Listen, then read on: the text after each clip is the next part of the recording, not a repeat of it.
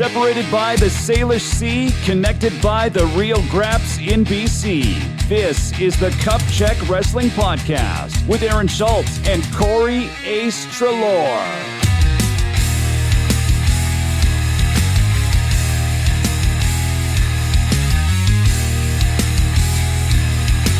Cup Check Wrestling Podcast. After, I think, a 2-week hiatus, Aaron Schultz, Corey Ace Trelaw, we had to renegotiate our contracts. Cup Check Wrestling asked us to take 50% in a reduction of our salary, but God, Cup Check Wrestling's most prestigious podcast in all of sports entertainment, and there's nowhere else we'd rather be. Ace, what'd you get through the last 2 weeks? How are you holding up? I was going to say real quick, too, the good thing about getting paid nothing for it is that 50% of nothing, still nothing. So so it didn't affect me too much. That's been good. Yeah. We were trying to get this put out earlier last week, but it's just, we'll get into it shortly here, but just, for both of us, there's been a lot going on and nothing like crazy, but just, the regular life stuff and a little travel, I think on your part too. So it's been good, but it's been a busy stretch, that's for sure. No doubt about it, and I like to shoulder a lot of the blame here. Let's have the vulnerability hour for a little bit here on the Cup Check Wrestling Podcast. So, for all of April, I did not sleep in my bed for one weekend of all of April, being here, there, and everywhere. A lot of it's Vancouver, but I digress. So, already with short sleeps throughout the week and having to do stuff during the week after work hours and all the traveling on the weekend,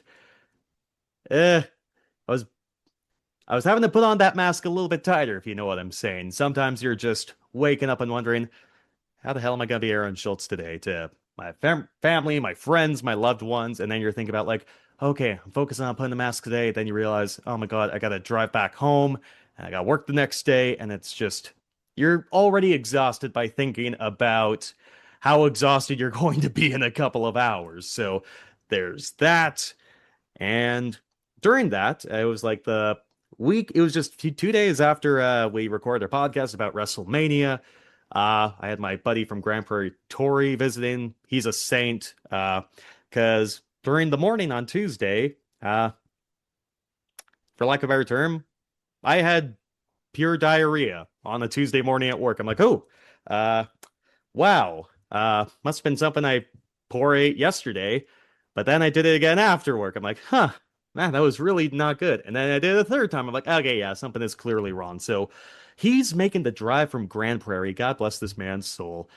In the afternoon, I'm like, hey, when you get here, we're going to have to go to a merge because, I don't have guest parking at my apartment building. I want to make sure he gets settled here nice. He's like, brother, just go to the hospital.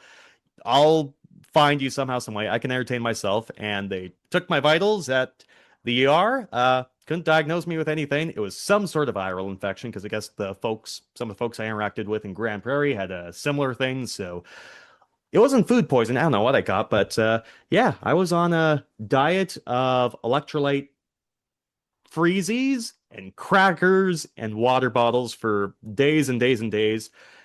I live very close to a Denny's restaurant, Ace. I love Denny's with all my heart. I got a Grand Slam that was all beige colored foods. I got like pancakes and hash browns and oatmeal and toast.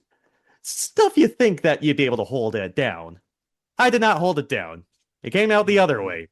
I couldn't even hold that. It was brutal. And Ace, I love Denny's with all my heart. Have you ever ordered the oatmeal from Denny's before? I can't say I have. No, I'm usually a Grand Slam guy. So. They would not sell this at like the senior home that they put Junior Soprano in at the end of the show. Yes. They would not serve that at that place. Like that, it was maybe one of the worst things I've ever had to try and digest. So eventually able to recover because we're going to Vancouver.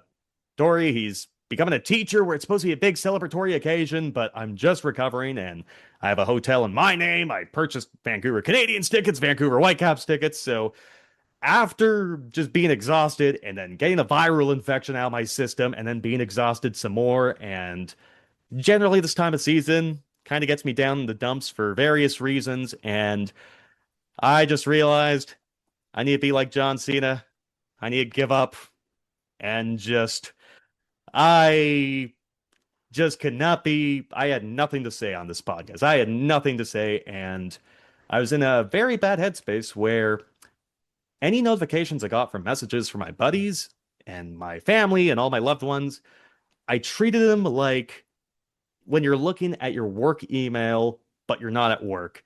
I treat those notifications like that, and I want to do that. I love my family and friends and loved ones more than they'll ever know, and I never want to be in that mind space. So I did my best to unplug for a week plus and try and rebound.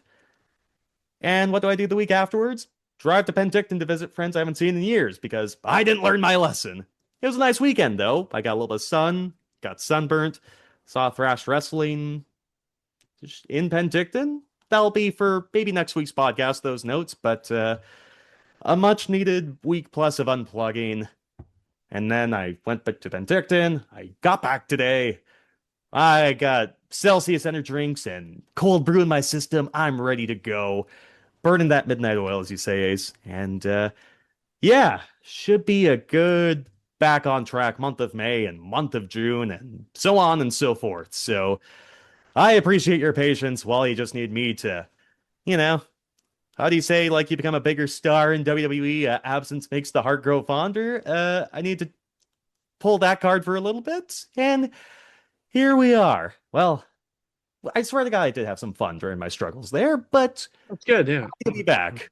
But no, everything else going good in your head for the most part, outside of, well, I was just able to go off for a little bit. Outside of being here, there, and everywhere, everything else still going good in your head for the most part. Yeah, I was gonna say definitely not as crappy as it sounds like you had the week. No, it's been pretty good here. Been busy, of course. Um, I recently got a iPhone upgrade, which I'm trying to think of kind of what I've done in the last week. I've got the iPhone Air now, so that's fun. We did, I guess that was 2 weeks ago now. We ended up doing the Duncan show for VIPW. It was Hey, unfortunate. We both worked the next morning, so we left just before the main event. But we saw a good chunk of it. That stadium too, or I guess you'd probably say more arena or hall or whatever you want to call it, but compared to the Nanaimo one, that is a nice. I don't know if you ever been to that the one in Cowichan. the X All Really Grounds or nice base whatever. though. Oh, nice. Yeah. Yeah, it was a really well lit. Well, it definitely made me like it was funny. Brooke and I were walking around kind of like, man, like this is great. We need to get something like that back home. Um, but that was a lot of fun for the weekend. Yeah, that was I think 2 weekends ago. I always joke my short-term memory is awful. So I'll try to think like, what did I do? What did I do? And then you'll say like one thing that we did, and I'll be like, oh yeah, and then I'm good. But Hmm. I am currently struggling to find it. Yeah, it's been busy, again, just a lot of work. I think I mentioned it last podcast too. My semester was just wrapping up. So it's yeah, it's just trying to pick up more work where you can and but it's been good. It's been a lot of fun. Been watching as much wrestling as I can, which as isn't quite as much as I'd like it to be, but I've been still able to at the very least catch the YouTube highlights for most shows.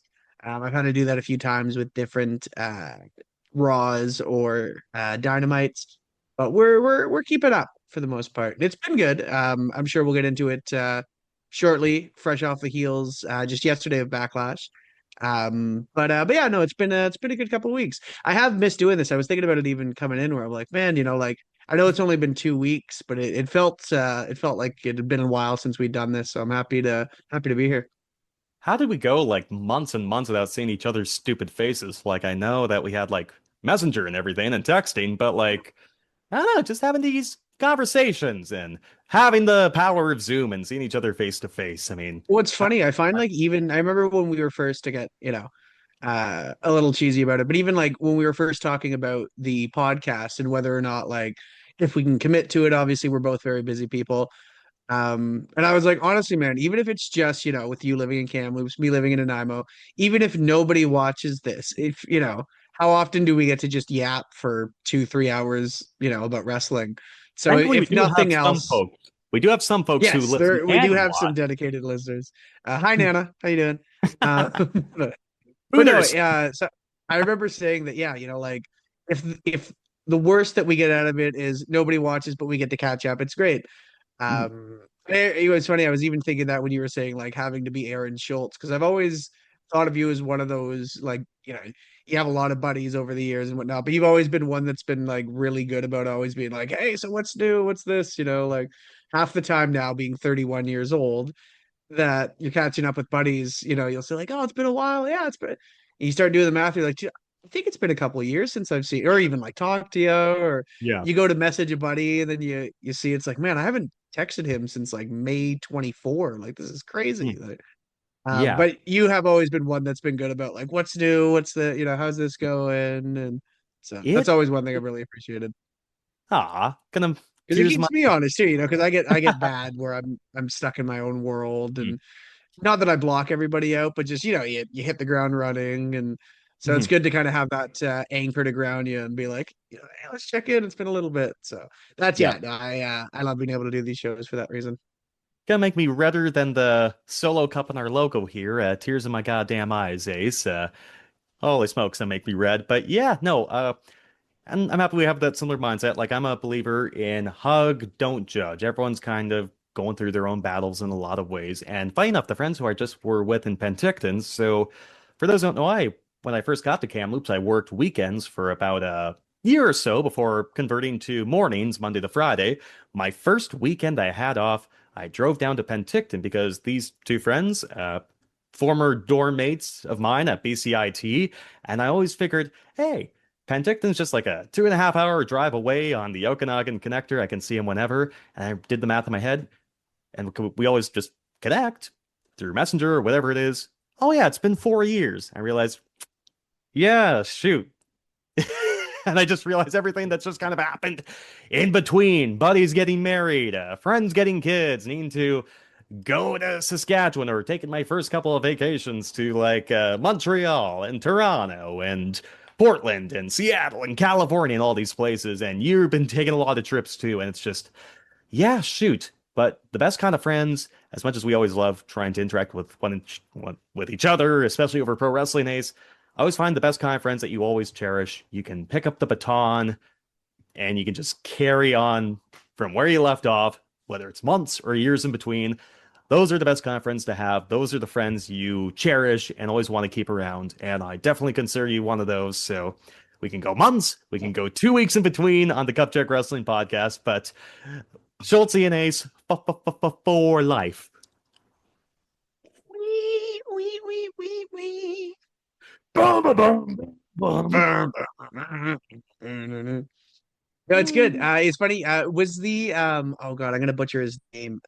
Was it Jesse, the one there, the BCIT buddy? Is that a Uh, different guy? different guy. He was in like Okay. grad class. No, these two were Kelsey and Tim, and they were basically, well, Kelsey was my former dorm mate at BCIT. Tim, well, they're married now, and Hey, there you so go. they got together like my first semester at BCIT, and he was over quite a bit. So you know what? He's almost like a dorm mate by extension, just with how often he was over. So So you're kind of like their schmosby. That's very marshmallow and lily pad coated. I am everyone's schmosby. Like Yeah, I was that. gonna say, yeah. I am Often everyone's imitated, never duplicated. I am everyone's big wheel on the front and everyone's tricycle. Like that is my role, but you know what? That makes me punchy, doesn't it? Wow, that is a fucking deep coded joke Yeah, whenever that is. I was gonna say, yeah. For that, those I bring it up because I've been showing Brooke How I Met Your Mother, but Hmm. Oh yeah, yeah. So yeah, but Ted's the one because like, oh, I worry about Punchy, and then I should visit Punchy, and then he's the one that figured it all out quick. So it's like, what are you gonna do? But yeah, no, I never mind third wheeling. Like it's the best whenever you gotta trust because there's some couples that not so great, but thankfully I've been blessed with a lot of great couple friends who can be friends rather than yeah, I love you, and then they're just doing. Man, did I watch the ever tell video you for about the that. time off topic? But did I ever tell you about the time we went to Victoria? I think I 11th wheeled. I was with like a bunch of like Harbin Abbey, Ron and Shanna. Were Like you it was dating? all of us, and I was like 11th wheeled because this was before Brooke. I think it was just Was Just this like after in COVID? Utah? 11th wheel, was this on Utah or something? Like, was it someone with It like must have nine been. Yeah. lives? I did, or no, I think Mackie was there too, because I had said like, I guess we're the default couple where, because I was doing the math, I was like, man, this is like, because there was what, like four, I guess five other couples. I was like, yeah, I think we're gonna have to couple up just so we're not the only only ones here alone. Too funny. And you know what? Another good sign of a good couple, good friends that happen to be a couple, they'll go to wrestling shows with you. So when I was staying there in Penticton this past weekend on the Friday at the Luso Canadian Center, which is like the Portuguese Hall in Penticton, Thrash Wrestling had a show. And I asked them, my friends Tim and Kelsey, do you want to go to this show? And I don't think they've ever been to, well, they've never been to a wrestling show before. They were game. And we'll save it for the next podcast because we got a lot to get to, as we had a lot of lore to get through. We have a lot of pro wrestling to get to. But in short, we had a great time and they loved it. So we'll save those details for another day because going backwards a week, I did manage to sneak in a Thrash Wrestling from Moccasin Square Gardens on the Kamloops Reserve in Kamloops. I had just finished my I need a Costco shop after, being sick for like a week or so and needing to restock my fridge. Did a Costco shop. It was on my birthday. Not a fan of my birthday. Don't really feel good on it. Or around that time, to be quite frank. But I got back. It was like maybe 6:30. It was You're a coin dirty toss 30 decision. too. Yeah. Yeah. What's the lyrics Bo Burnham song? It's 2020 and I'm 30. I'll do another 10, 20, 30. I'll be 40 and kill myself then. Maybe I won't do Hopefully that. you don't kill yourself in 2030. But yeah. Yeah, no, hopefully someone else does it for me. Like... I thought you were gonna say hopefully somebody else does it instead. And I was gonna say that's crazy. That is No. yeah. Not wishing harm on anyone else. Self-deprecation's cool. We're all in on self-deprecation. Yeah. So basically, it was a coin toss to go to the store. Now I'm like, you know what? I'll support my independent promotion. I will go to Thrash Wrestling. And here's the thing. I want to say first two shows I went to this year, about up to 250 people, I want to say, filling Moccasin Square Garden. I can tell if it's going to be a good, large crowd for Moccasin Square Garden or not, just by how easy I can get parking. So for those who are in Kamloops, usually have to go on the other end of like, for lack of a better term, like the plaza where all the buildings are, where MSG is. Usually you have to go there for parking, whether it's like 10 minutes ahead or 30 minutes ahead. I was able to find a parallel parking spot in front of the former Kamloops Indian Residential School, and then walked over. So I'm like, okay, it's not going to be a pack house night, but I'll say 175 or so. That was my half-ass counting guesstimation for Thrash Wrestling on May 1st from Moccasin Square Garden. I wish it was Madison Square Garden. I need to cross that venue off my bucket list. I was gonna say when you said MSG at first, I was like, do they use that acronym too? They do, yes. Yeah, there you go. On a technicality, we dig it. So happily, thank God, our boy Jason Fooey is back running the concession. I got 2 buckets of popcorn. Best popcorn in the business. Thanks again, Fooey, for doing the intro for our podcast. We love you from the bottom of our heart. Alrighty, let's get into some Thrash Wrestling. So the opening match was a Lucha Libre match, but basically it was an average Canadian US style match with lucha spots. It was Halcon Negro taking on Ave Rex. God bless these two men. You never know, like, I'm not backstage, I don't know what plans are like, but if this was the original plan, God bless these men, they should have went back to the drawing board. So Negro, he kind of looks like Bandito with the same kind of mask, like the little bandit kind of hood in front, so he stood out with his look. Also, Ace, I'm not sure what it's like on VIPW, but in storyline, these refs still suck. Jeff the ref, God bless his soul, in storyline, he sucks. He allows Ave Rex to jump Halcon Negro right as the bell rings. Negro goes for a Hurricanrana over the top rope to the outside, but he gets his foot caught on the top rope as he overshoots Ave Rex. Ave's doing some fun heel spots that really the babyface should have done because they're comedy spots. He's chopping Negro on each side of the ring, and then eventually he gets to the final side, but instead of giving a chop, he gives him a titty twister Just Classic. Yeah. if you become a That's more of a that's heel. I was gonna unacceptable. say that's more of a heel move. It is, but I think everyone likes to see. I don't know. Do you ever see a titty twister and you don't laugh? You know what I'm saying? Only if it like looks really painful, because then you get the sympathy pain. It's like you don't really laugh when someone gets like hit in the nuts, because it's you're like, oh, that's yeah. Fair enough. I mean, do we have to go back to the Hans Mole Man presents man getting hit by football and it's the football to the groin? I mean, it's kind of like a case by case basis, but the way that old Ave Rex was taking him on one side to the other side to the other side, chopping and chopping and chopping, and they ends with a titty twister. I think that's a pretty good comedic spot. Yeah. I think this is one of the cases. I don't know, but Good so bait and switch too, because you're expecting, so a final chop, but then the titty twister is just like I told these men to go back to the drawing board, but you know what? Reverse the rules, keep that spot in. I got a I good keep laugh that out one. I of was gonna say, it. So on the outside, Ave Rex is throwing pieces of popcorn to Negro on the outside, and then eventually he grabs a fan's popcorn bucket and then hits Negro with it. Now, we've had this discussion like about disqualifications, about what's a technicality. I know that this popcorn bucket, referee's discretion, shouldn't be a disqualification. This should be a disqualification if I am going to be if I'm going to be loyal to my rules that I created. So, Well, especially a lot of times these companies will do like the fans bring the weapons matches, which is like the gimmick of, yes. hey, weapons are only allowed from the fans, which yeah, I would lean towards the latter two. I would assume that's a that should be a DQ. Yeah. I will not on a I don't want to fault Jeff the ref for not calling DQ here, but you know what? From the rules I made for myself, this should have been a disqualification. He Does he used go by Jeff the Ref? Did they introduce him that way? as Jeff the ref. That's how he's That's introduced fun. as. I like it. No, Uh, it's a great name. yeah, that's In really fun. Actually, I storyline. was just wondering.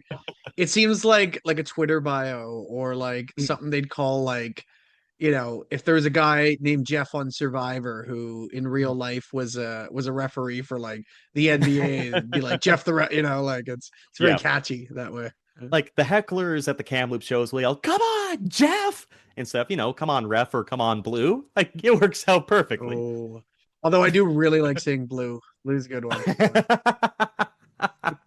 For any sport, really. Yeah, it doesn't matter.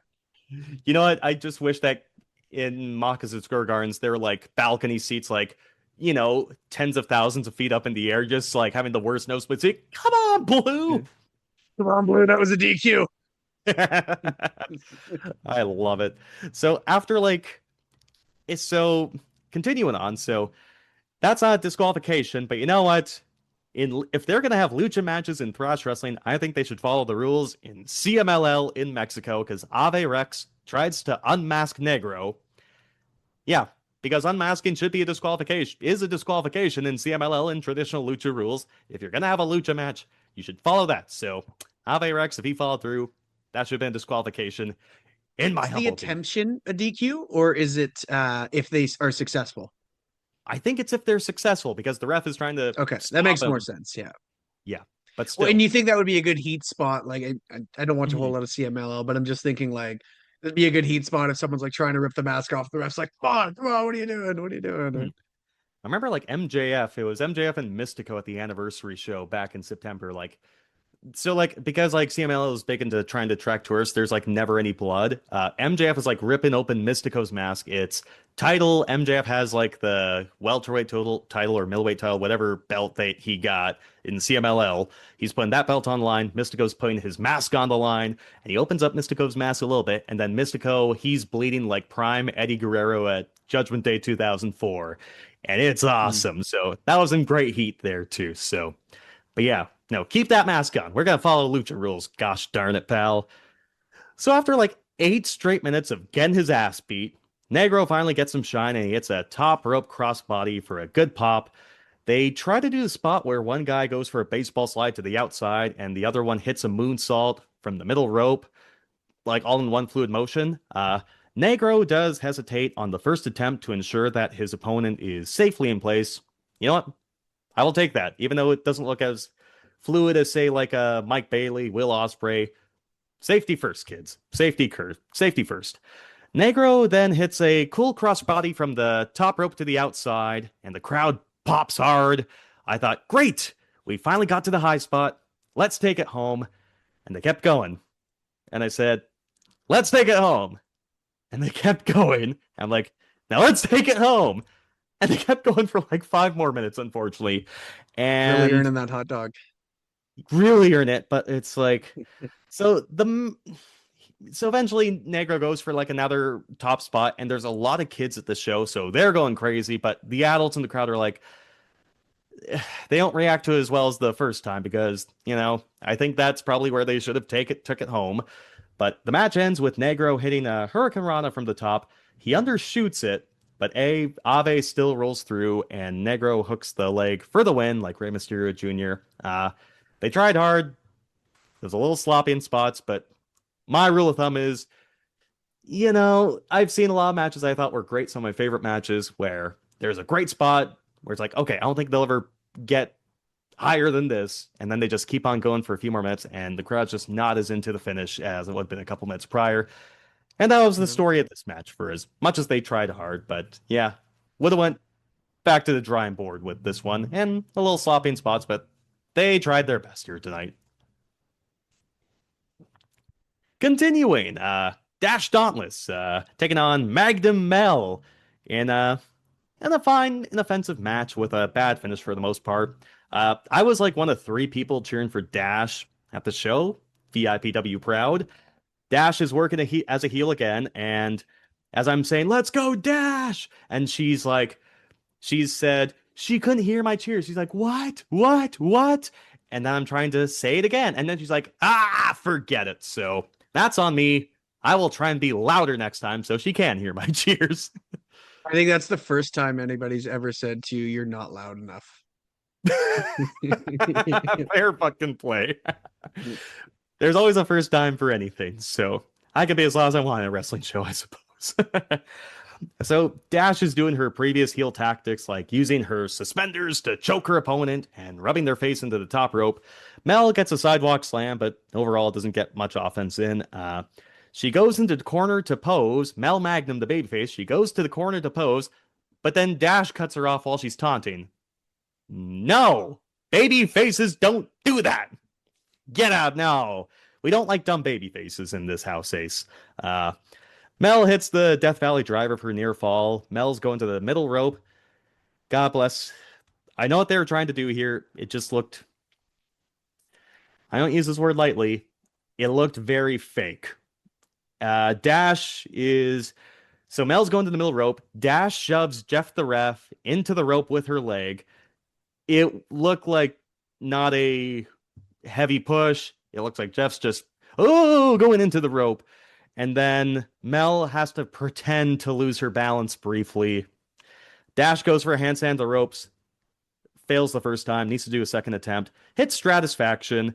Puts her legs so high on the ropes for leverage that Jeff the ref needs to look exactly down at the shoulders just to not see this. And that's how they get the win. Not the best night for these two. Again, tried hard, but yeah. Another match where old Jeff the ref, he doesn't have tunnel vision. He's got tunnel and a very narrow roof vision. He can only see exactly. He can only see the shoulders right down at the mat. He doesn't look up at all. What are you going to do? You know, unrelated, but I always find it fun when you see the refs like try to slide their hand under to check for the shoulders. Mm-hmm. I don't know why. It always like no. It makes me think like they care more than they probably should. I think that's what brings me joy when I see a ref be like, no, like. I want a ref purist. I want those shoulders clean on the mat in my fake fucking sport. That's what I want. I want them to try. I want him checking the shoulders. I want him like, stopping fans for popcorn buckets. I want, what happened to this country? Oh my God. What happened to this business? All right. With the show continues, Jin and Joseph, the team of Jinha and Charlie Joseph, taking on the Road Canes, Dirty Dalton Rouge and KB6. This is a great match. I had so much fun. So the Road Canes are working heel, like Young Buck style heel, but they're basically baby faces making their way to the ring. And like, I get it. You want to be nice to the kids, but when you're working heel, sometimes you gotta be heels. And you can just basically say, oh, I'm sorry at the merch table or whatever. So that'd be my one piece of advice here, because the crowd didn't really know who to cheer for at first, because like, wait, they're like giving high fives to kids. We're supposed to boo these guys? What? So for the sake of the crowd, that'd be my one change. So Jinha comes out. He's the British luchador. He's wearing Daisy Dukes, though, to match his partner, Charlie Joseph. Ace, I don't know about you. I love it when, like, there's the two polar opposite partners come together, and then one of them's trying to dress like the other one, trying to, fit in. Oddball tag teams. I like it. Yeah, that was a lot of fun. I was about to ask too with the Daisy Dukes, was there a bikini on top by chance? Or No, they had, like, crop tops, basically. Like, they have the t-shirts kind of crop tops, so they're still ready They're for 80s. Hot Boy Summer. They're ready for Hot Boy There Summer. you go. Heck yeah. So, let's see. Where are my notes? Where are my notes? So these guys tore the house down. You could tell it's gonna be great, right? Jinha hits an opening snap-rana. He's so quick. It's so crisp and clean. It's so good. And then Jinha does the Marty Skrull snap of the fingers. Joint manipulation. Makes a big noise. The crowd falls for it. Everyone's locked in. KB6 takes out Joseph on the apron and blind tags Jinha. So Jinha looks confused. He's like, what? I was expecting a blind tag. He turns around and KB6 waves at him, and then he hits him with a forearm. That is almost exactly what we saw at AW Dynasty with Kazuchika Okada wearing the Young Bucks gear and going for the tag. Like, that's my kind of stuff. That's my kind of heel work, because you can be heels, but just because you're heels doesn't mean you have to be boring. You can just be so obnoxious in doing your moves. I want to see you get beat up. Those are my kind of heels right there, too. So Dalton and KB6 do the Enzo and Cass dive to the outside, where Dalton jumps and KB6 lifts him high and pushes him to the outside onto his two opponents. Jeff the ref misses Dalton tagging himself in while dealing with Joseph. So basically, the referee, Jeff the ref, missed the tag, but Dalton's still legal. Yeah. No, I was gonna say he must have a good union too if he's calling 3 Nazis in a row and still this bad. Like, it's just, the union. Yeah, apparently officials are the only unions in all of wrestling. It's like Angel Hernandez. Like, this guy was like Angel Hernandez. He was oh god, he was like Las Diaz. He was just like, Jeff the ref needs to get WWE wrestlers into his union to protect their jobs too, because apparently he's well protected in storyline. super off topic, but what was the name of the Galarraga? Joyce, Jim Joyce, was that the one that blew the perfect game? I think so. The Detroit Tigers one, right? I want to say Jim Joyce. Yeah, I think it was Jim Joyce, but I was just thinking how bad he felt afterwards when I started thinking of Angel Hernandez. But, oh my god. Well, at least they kiss and made up, I suppose. But there you go. Yeah. So the great action continues. Joseph is making his comeback and puts Dalton's head into KB6's arm for a headlock. Then lariats KB6, which resulted in him giving a DDT to his own partner, Dalton. Fun little spot there.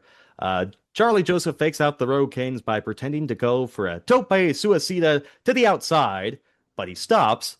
But then his partner Jinha jumps over him for a dive of his own onto his opponents. The Road Canes hit a pair of diving leg drops to their opponents while they're hanging the ropes. The finish was a total heel Young Bucks finish.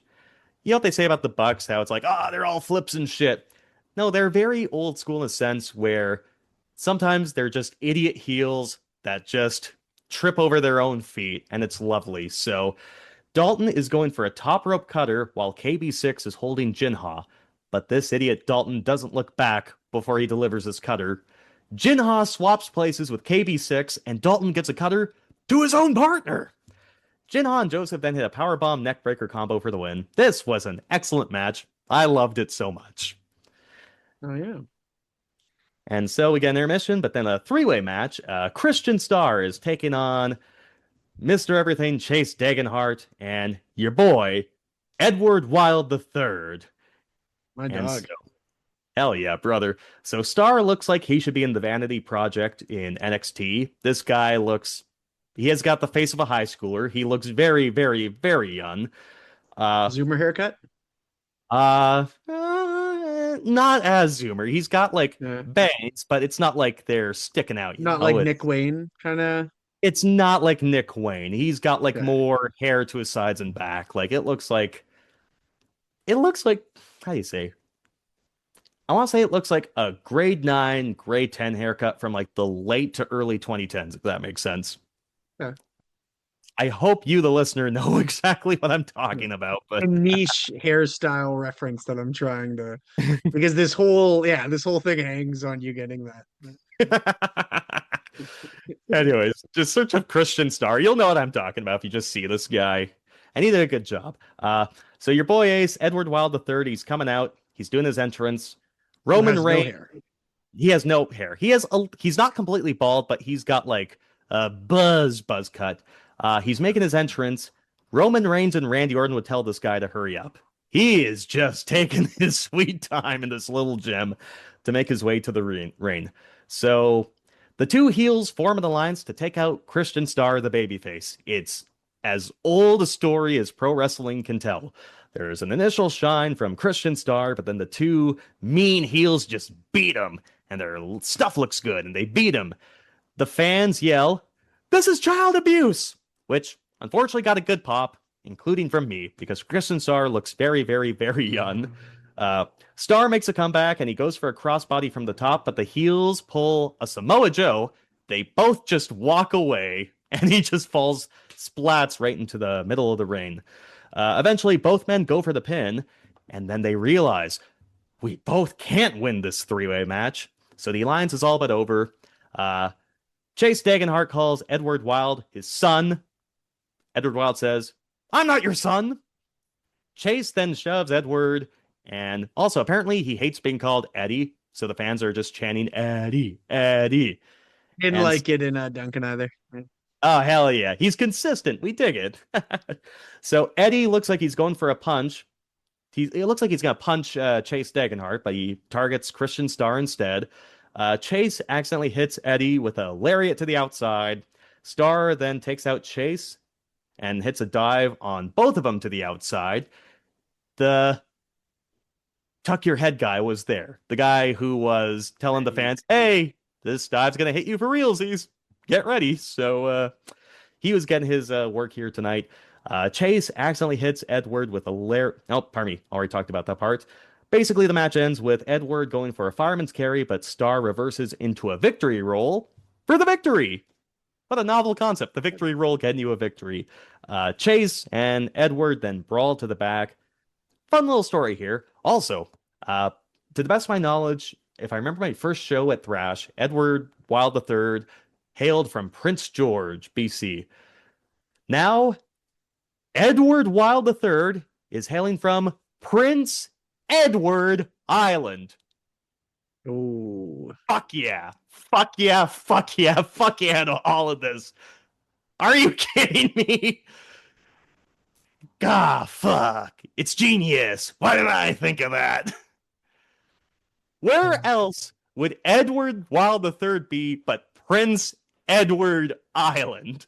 It's his island and his province, goddammit. although I really like the idea, because let's say you're somebody maybe not familiar with Prince George, or you're somebody from outside of BC. I really like the idea of this like royal guy saying that he comes from Prince George, and then like, as we know, BEI is God. lovely. I will say I haven't been since I was like, God, 5. So my mom's parents used to have a cottage out there.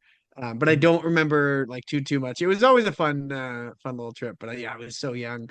But I think for me personally, hearing Prince George is just really funny because it's like he's this hoity-toity guy from just one of the one of the, let's say not the, I'm not going to talk trash. I love BC, but let's say not one of the most respected towns in It's at the butt end of a lot of jokes, and BC. Edward Wild III Yeah. doesn't look like he works at like the Domtar Mill or anything like that. So And he's definitely not at the research university. So no, no, no, no, no, no, no, no, no. We need to ask our boy Kai if old Edward Wild III looks like someone who is from Prince George. But again, God bless Prince George. Hell, even if Edward Wild III was from Vancouver, there's no better place for him to be than Prince Edward Island. yes, There's given that his nowhere name, better. oh yeah, It is perfect. I popped so hard. It's like, motherfucker, he's gonna make me cheer for him just because I love that now. Oh fuck. So the main event. The main event, honestly, this is a main event at any VI pro wrestling show. Draco is taking on Scotty Mack in a no disqualification match. They say Scotty Mack is representing the Cordova Corporation. This is VIPW coded like no tomorrow. So Scotty opens with every generic heel promo ever. He tells people to pledge allegiance, not to the 51st state like previous VIPW shows, but to the Cordova Corporation. Thank goodness they made that change. So early on, Draco has Scotty hanging in the corner, and he's going for the 10 punches like the 1, 2, 3, 4. But instead of delivering a punch on the 10th attempt, he opts to kick him in the balls. And these fans love Draco for it. Draco then has a staple gun, and he says, "Who has anything for me to staple his ass with?" And no one has paper, but I thought, yeah, I'm looking around. There's all these kids. There's no way that they're going for a staple gun at this show with all these families around. I had no belief of it. So they're doing some crowd brawling, and they're chopping each other hard. They find a hockey stick hanging up in the gym and use it for spots. Draco goes for a dive and throw, but Scotty throws a steel chair to his head for the heat. Scotty is Pillmanizing Draco's knee with a chair, and Draco uses his good leg to get a boot up when Scotty's coming down from the top rope. Scotty then gets skewers, like skewers you get at the grocery store. He threatens to drive them right into Draco's face. They're getting a lot out of this spot by, "Ooh, I'm going to get skewered." "No, you're not." So I thought, okay, I didn't believe they do this. They didn't do the staple gun. I'm like, they're not going to use skewers in front of all these kids. Boy, was I wrong. Scotty sticks all of these skewers right into Draco's face. He lets go, and they're all spreading out while they're still lodged in his forehead. And they come out, and yeah, in front of all these kids in Kamloops, they skewer Draco's face, and he's instantly bleeding. I'm like, God damn, that's hardcore. I never would have done this on this show, but I don't think it ruined the experience for anyone, so props to you two men. That was ballsy. Scotty hits a stun dog millionaire for a great near fall. The crowd goes crazy as Draco kicks out. Draco's looking to go for a Death Valley driver through the chair, but his knee gives out because he got his leg Pillmanized. But he throws the chair into Scotty's face. Draco then finally sets up two chairs facing towards each other. Not Adam Cole style, but facing towards each other. It's a little bit more palatable. He's going for the Death Valley driver, but Scotty gets a sunset flip roll up. Scotty then hits a fireman's carry through the chairs, and it's a no disqualification match, but the heel wins fair and square to send these fans home miserable. That was weird. But they did a good job here, but that was an odd finish. But these fans showed Draco respect as he went to the back, so that was Thrash Wrestling Kamloops, and it's not all doom and gloom for Draco, because Thrash Wrestling on this last Saturday in Revelstoke, Draco became the Thrash Wrestling champion. He defeated Mentolo, and he's the new Thrash Wrestling champion, just like that. that is interesting because the way you described that ending almost reminds me of those, like they do it a lot in the early 2000s where like they'd have like a heel champ. I know it wasn't for a title, but they have like the heel champ who you know ends up beating the upstart baby face, but like he showed a lot of heart, and so they give them the round of applause at the end, and they're like, Yeah. so it kind of sounds like that, but it's not like Draco's like that new. So it's an interesting. I don't know. funny enough, I kind of felt that way. We didn't get to stay for, I believe it was Draco too, in Mhm. the main event for the Duncan show. We didn't actually get to stay for that because we had left like right before the main event, unfortunately. But the last match we saw, I believe, was Screaminator and what was it? What's his name? Van Bruggen. And Mhm. I kind of felt like that at the end of the match too, where you're kind of like, oh, like that was it, and it ended on a DQ to it. I don't know. Oh, It was a really good show. Other than that, but that was kind of one spot where you're just sort of like, huh, you know. And obviously, for us, it was the last match, so it felt like leaving unhappy. mhm. The main event was actually the lumberjack, so you know. But that being the last match we left on, we were kind of like, huh. You know, it almost made us want to stay that much more because it's like, well, that kind of is a bit of a downer, right? And it definitely felt like one of those that they're, you know, uh, Mhm. waiting to get to the big payoff at WrestleFest in God, just a month now or Yeah, five been weeks, something about like a that. month. Well, we'll get to that, Ace, because, well, before I do, I must say, so about Draco being the champion, so we'll get to it. There is a big deathmatch show coming up for Thrash Wrestling in just over a month's time, and I can't think of anyone better to be the champion going into a deathmatch themed show than Draco. That is a very qualified candidate to be a champion for a deathmatch show. So I think they made a good choice here, but at some point, Scotty Mack is due a championship match if we are following this in canon. But yeah, so Thrash Wrestling, pardon me, WrestleFest is soon for VIPW, and we had fun at the shows we went to. But if you want to go to a independent promotion in BC at some point, dear listener and dear viewer, we got some shows for you. Very quick. VIPW on Vancouver Island. VIPW returns to the Victoria Centennial United Gym Friday, May 22nd at 6:30 p.m. The day afterwards, VIPW returns to Nanaimo, home base, Saturday, May 23rd at 6:30 p.m. from the beloved Centennial Building. And then finally, as Ace alluded to, 1 month after that, Friday, June 19th at 6:30 p.m. from the Frank Crane Arena, WrestleFest 3. Tables, ladders, and chairs. Oh my. Going to the interior now, Thrash Wrestling Pomp and Circumstance taking place Saturday, May 23rd at 7 p.m. from St. Peter and Paul Ukrainian Orthodox Church in Kelowna. And also, as alluded to, Thrash Wrestling Super Evil Bloody Death Hell Elimination Tournament 23. Did you get all that, Ace? Most of Super it, yeah, most of it. Super Evil Bloody Death Hell. I love how they added hell in there. Just like if if you bloody death didn't get you, hell got you for sure. Just in case you missed the memo.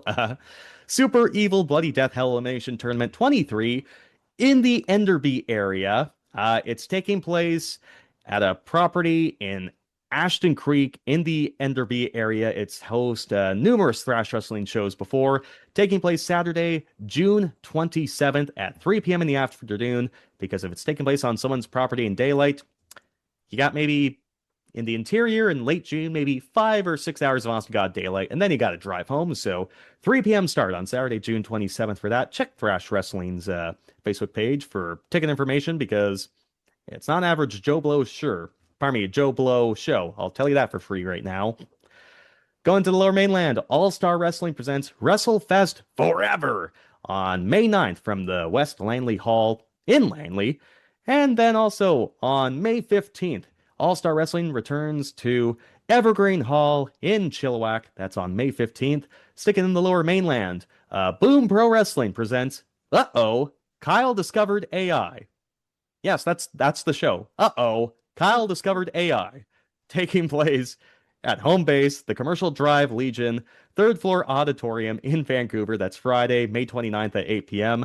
There's another show the following day, Spot Prawn Season. That's Saturday, May 30th, 8 p.m. at the Commercial Drive Legion, third floor in Vancouver. Kids League Final Lap, Saturday, June 13th at 8 p.m. from St. James Community Square in Vancouver. And the Biggest One 2026 taking place Saturday, July 25th at 8 p.m. from the Commodore Ballroom in Vancouver.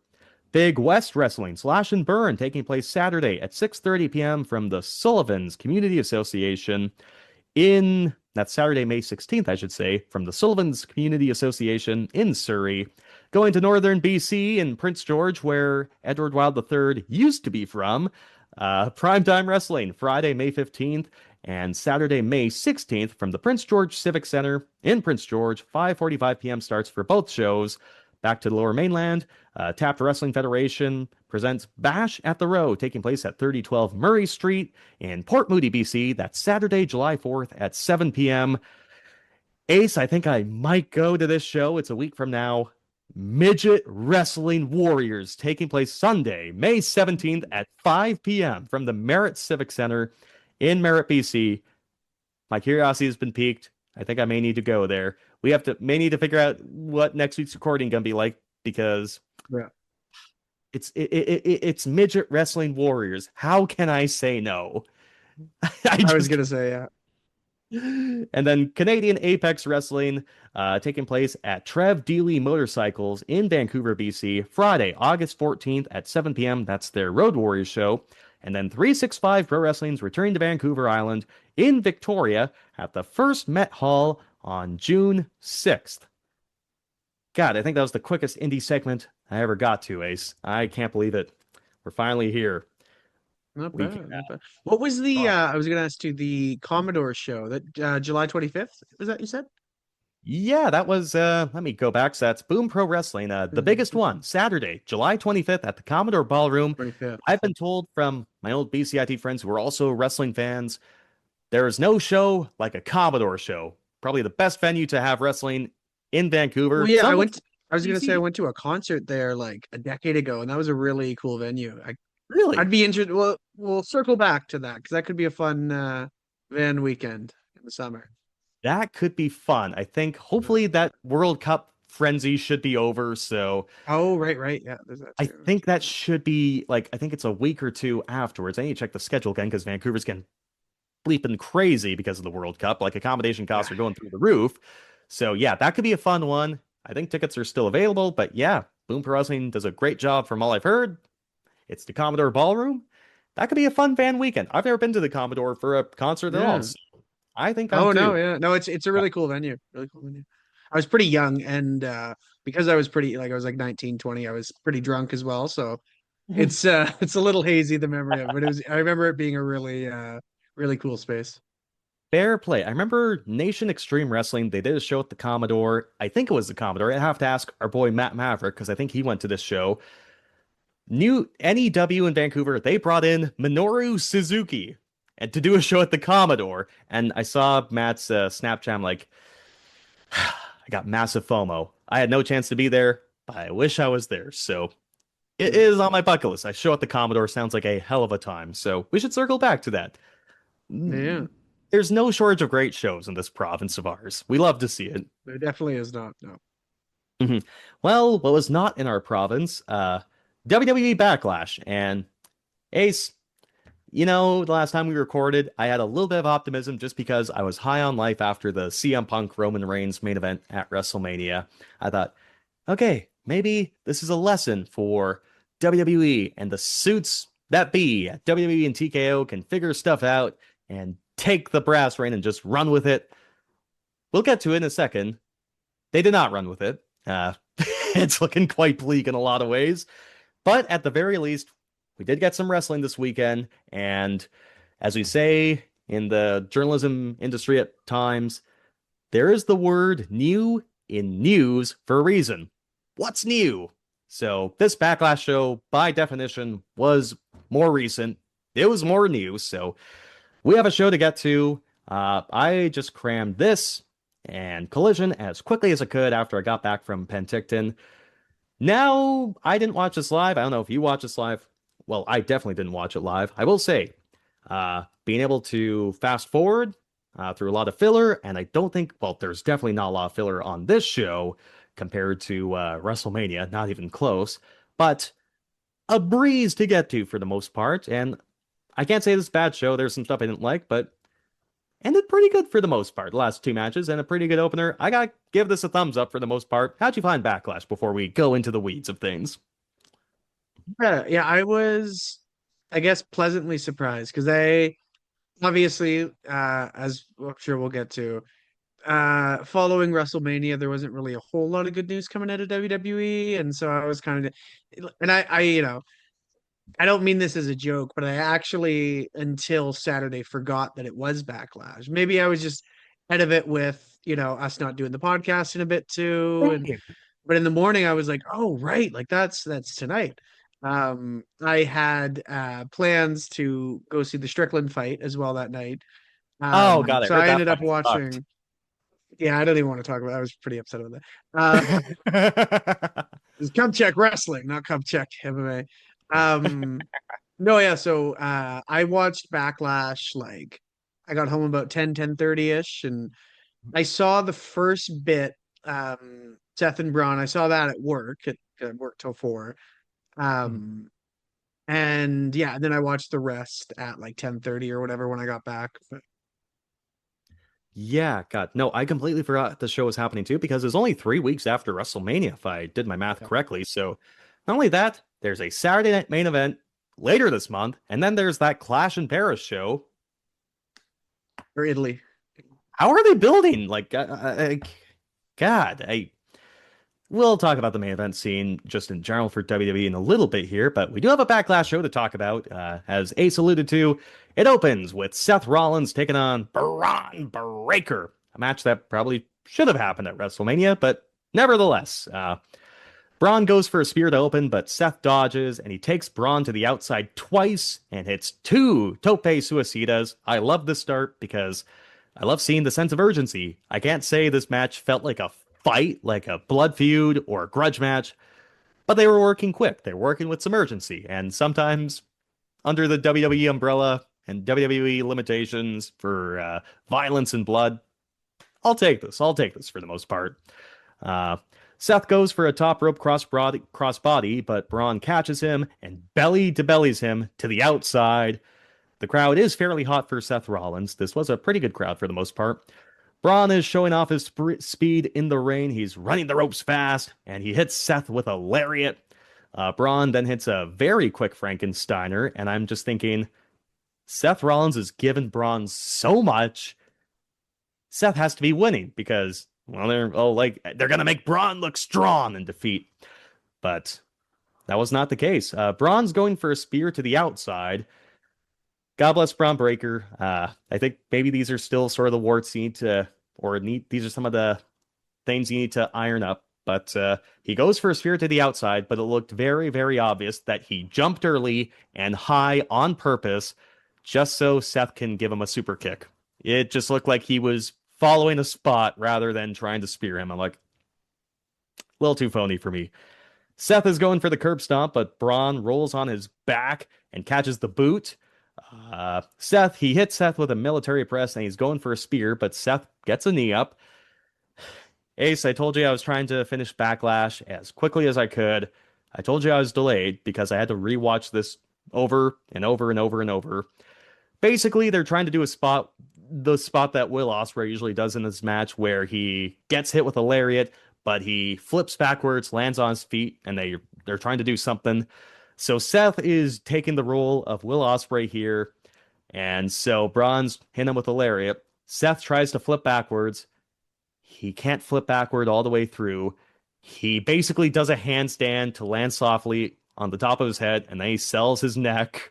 And then Braun, to his credit, good improv, hits a standing moonsault and said, that's a very good instinct when something goes amiss like that. But there were a couple of points in this match where you saw Seth Rollins' age. As good as he still can be, he looks like a guy who was turning 40 at the end of this month. I don't think it was a part of their plan for obviously for the story of it. Mhm. But Cole had mentioned that on commentary too, where he's like, I sat down with Seth. He said, I'm on the obviously the back half of 30. I'm about to be 40 now.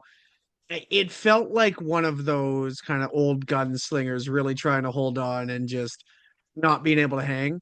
Mhm. Again, I think part of that obviously was for the story.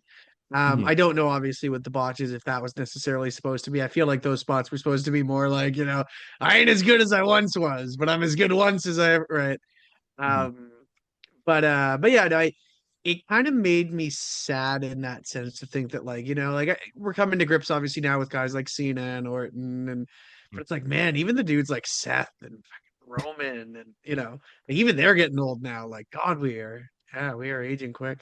We're aging quick, but to be fair, in the interest of fairness to Seth, his knees, I wonder how much cartilage is left in his knees. I know he's had back issues too, and he's worked hard for a very long time. So Seth does hit Braun Breaker with the buckle bomb, but Braun bounces back with a lariat. Braun then jumps off the apron and hits Seth with a lariat over the table. That was a really cool looking spot. Braun then climbs to the top rope. Seth hits a superplex to lead up to the Falcon Arrow, but Braun hits the Falcon Arrow instead. He no-sells that superplex. Braun's then going for a superplex of his own, but Seth rakes his bow like his former Shield brother Jon Moxley would. Braun then hits a Frankensteiner instead. Uh, Seth's heels got cut up in the rope as he was flipping, so that kind of looked a little scary. Braun is then going for another Frankensteiner. Uh, Seth attempts to land on his feet. He under rotates. He doesn't stick the landing. Seth, Braun, and commentary are trying to sell it like he did land it, but we have eyes and a brain and a living, breathing pulse. He did not fucking stick this, but they're trying to tell us he stuck it. Wade Barrett even says this is why Seth might be the best in the ring in his generation. Come on, man. Fuck off. Don't tell me that after he doesn't stick this landing. God. He's not even the best in his own group, arguably. He's not even the best in his Shield. He's not even the best on his fucking brand now. And I don't want to be a guy that like is a little too hip and shits on Seth. Seth is still a good worker. Is he the best? Not even fucking close, especially not anymore. But he's still good, but sometimes you gotta do a standing moonsault instead. Sometimes you gotta just improvise on the fly. Sometimes you gotta just say, yeah, I don't think I can call him the best in the ring in his generation after he just did not stick the landing there. It is Nevertheless. unfortunate too, because you mentioned it earlier, Mhm. but like, I do wonder if he never, screws up his knee in 2015, how that's because obviously he still had a fantastic career, and he's gotten every accolade since then. But like, man, like, you watch some of those old, not to knock him obviously, but you watch some of those old matches before the injury in 2015, 14, you're just like, wow, even old ROH. But and again, that's not to take anything away from him. He's still good. But you're right. I don't even know if he, like, I would almost put him last in the out of the Shield guys. Right now, Um yes. yeah. Well, All definitely time. now, but I mean, even Yeah, yeah. like, yeah. It may be like when it was still Ambrose W, but I mean, he wasn't showing what he had then. But I feel like Ambrose was definitely third when it was the three of them still in WWE. But Mhm. yeah, yeah. I don't even know if all time he's number two out of the three, let alone first. No, exactly right. And I'd agree with you on that. And hey, there's the thing. Someone like a Will Ospreay or Ricochet who could do all these crazy things when they were like 20 or 30 pounds lighter, and they're older too. They've had injuries. They can't pull off some stuff, but you can still have great matches. I think there's some stuff Seth can do really well. Some of these uber athletic spots where you need to rotate properly and land on your knees, maybe drop some of these from the repertoire. And the case of Seth too, like you talked about the 2014, 2015 injury, what about the one around like WrestleMania 40? His knees are being held together by Yeah, Tupac yeah. CDs and bubblegum and thoughts and prayers. Like you saw that alternate angle of him getting into the ring with the steel chair to attack Roman. It looks like his knees were wobbling. Like they did not look good. And how long was he wrestling on his knees? And it really felt like that definitely took a lot of the wind out of his sails. And yeah, it is sad to see in a sense. I think it ended up being a part of good the story for what they were trying to tell. But yeah, Seth, drop some of these from the repertoire, and you'll still be good. But Seth does have a comeback that involves a pedigree and a curb stomp, but Paul Heyman goes on the apron and distracts the ref, not Jeff the ref, a different ref, and Seth. Seth then goes to grab a chair because he's a dumb babyface here, and conveniently, Austin Theory and Logan Paul of the Vision come out, so they get hit with chair shots. Seth hits a stomp on Theory, and then he chases Logan Paul to the back. Seth then runs back into the ring and into a spear by Braun for a really good near fall. Braun then runs the ropes and goes for a spear. Seth hits the pedigree. Seth is going for a splash from the top rope, but Braun spears him in midair. He hits the ropes again. He does another spear for the win. As much as we just kind of talked about how sad it was for Seth at times during this match, he gave Braun Breaker everything, and he put him over like no tomorrow. He had a little bit of an out, but you can still say Braun won this close to as fair and square as possible. I'm sure this feud must continue, but Braun looked good. Seth made him look good. I thought it was a good opener, all things considered. Yeah, especially for this will get kind of off topic with some of my opinions, but if this first hour is really trying to sell you to buy the pay-per-view itself on ESPN proper, that this is definitely the way to do it. That being said, again, very off topic. I still think it's crazy now if you are doing 2 matches for free to say, hey, I don't know how much they pay in the States, like $35. Pay $35 for 3 matches. But that's besides the point. If your goal was to get people interested for the rest of the show, the opener definitely did a good job of that. And yeah, I thought it was a really good match. Yeah. Oh, yeah. They're putting the first hour now again on ESPN2 in the United States. And you know what? We didn't really hear too much bragging from ESPN about how WrestleMania's viewership in the United States did. And now they're Can't imagine putting these hours on cable, trying to entice viewers. I think they're getting some quick buyer's remorse. I think maybe as soon as WrestlePalooza happened, I think they're starting to get a little bit of buyer's remorse. But WWE's still gonna get a lot of their money for a very long time from the looks of it. But instead of like what, $5 or whatever in Peacock in the States, it's now $30. Get a VPN like Stephanie McMahon and get a Netflix subscription up in Canada. yeah. Or anywhere else internationally, because they always tell you, oh, in Canada and international, it's all there. You can even watch the old In Your Houses, so it's not for nothing. That was the first option I saw when I opened Netflix today. So they That definitely Bret Hart one, right? I think I saw that. There you go. Pop up. Yeah. Good. All right, following up, Trick Williams is defending the WWE Men's United States Championship against Sami Zayn. Before we begin this match, Ace, it feels like this kind of took precedent over both these men, the Gingerbread Man, and everything that unraveled with it. Your thoughts? So basically, very quickly, I guess Trick Williams called Sammy Ginger or something like that because Sammy is a man who has a very thick red beard and very long red hair. And so he called him Ginger. And so Trick walked out with a gingerbread man. And then Sami Zayn had the gingerbread man costume in the ring and he beats him up. And then he kills this gingerbread man. And they have a funeral the week afterwards on SmackDown for the gingerbread man. And it all leads up to having the funeral. And in the gingerbread man costume, in the casket, is Lil Yachty, Trick's manager right now, and he attacks Sami Zayn. And they had all these videos, all these segments backstage about people mourning the gingerbread man. They had a lot of AI slop to showcase the gingerbread man's life. Ace, what'd you make of this nonsense? I don't want to say it's all shit, but yeah, what'd you think here? Yeah, outside of the AI generated videos, unfortunately, I did sort of wrestle with this. I loved it. As bad as it was just stupid enough. What were you gonna say, sorry? Okay, so first, I think this is straight out of Vince McMahon's playbook. This is something Oh Vince yeah. McMahon. Oh God. Yeah. Yeah.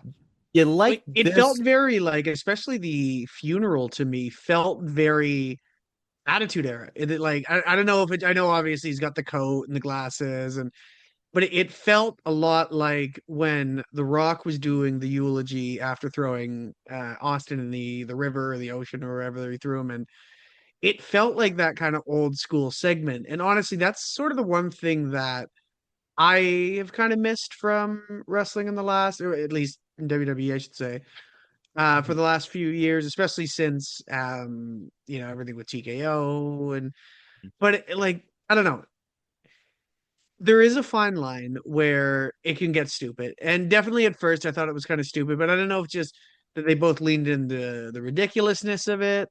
I really enjoyed it. The only actually funny enough, the only thing I wasn't really huge on was Sammy coming out before and kind of making a joke of it. Because I think for something like that, I mean, we'll see in obviously in the next match too. Um, but I think for something like this to work, I think everybody really needs to be all in on it. So somebody like Trick Sammy was wearing allowed to be his the Sunday straight man, best, though. Sammy was the yeah, straight yeah. man, though. Yes, but I feel like if he had come in and said like, what is this ridiculousness? Sure. To me it was, and I know that's just kind of the world we live in now with Unreal, and but to come out and say like TV time used to mean something, and it's like, buddy, just say it's a farce. Don't, get all meta with it. But that's, I mean, they've done much worse than just Sammy coming out. Yeah. And, But so but yeah, I don't know. I did enjoy it. yeah, my follow-up question was because I found joy like at WrestleMania with Danhausen and his little Hausens. You did not. You found joy here, and I did not for the most part. So I just wonder, we both kind of viewed them as these Vince McMahon written old WWF segments, and just wondering, where's the disconnect? And yeah, I Yeah. did get sports entertained once throughout this process. Uh, it was the week prior, where the gingerbread man dies, and they have the graphic that shows the gingerbread man's funeral. And of course, if you've seen this mascot as a big happy smiley face, they edited it and rotated his smiley face upside down to look like a frowny face because the gingerbread man is dead. I'm like, fuck. I got sports entertained. I'm kind of looking forward to seeing what happens here. But the punchline overstayed its welcome for a little bit for me. Like, That's fair. yeah, I don't know. It's like, okay, it's the same joke. Here's a 90-second AI generated slop video that we've been held hostage by for 2 years now. Oh, here's him when Hogan slammed Andre. Here's him with Stone Cold Steve Austin. Here's him with DX invading WCW. I'm like, all right, I get it. I get it. I get the punchline. So, and I think it just took away from what the story was supposed to be. Like, Sammy's like the grizzled veteran who did really nothing wrong on his own, but he's had his chances. He isn't succeeding. And now someone new's coming along. But instead of that story, we just had the fucking gingerbread man. So I don't know. Woody and Buzz, if you will. Yeah. Strange things are happening to me. Although I don't know if Sammy's ever been anyone's favorite toy is the only yeah. He was Maybe 3 years ago. ours. God damn it. All right. So this match goes. Sammy throws Trick into the stairs, and he threatens to hit Trick with the stairs, which would be a disqualification. But it wasn't when Roman Reigns hit CM Punk at WrestleMania, so fuck do I know. But then Lil Yachty is with the kendo stick ringside, and he's distracting Sami Zayn. And here's my big problem with this whole story. Ace, I'm not going to be obtuse. I know Trick is supposed to be the face. I know Sammy's supposed to be the heel. I know it.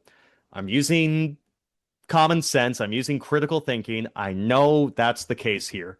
I will not be obtuse.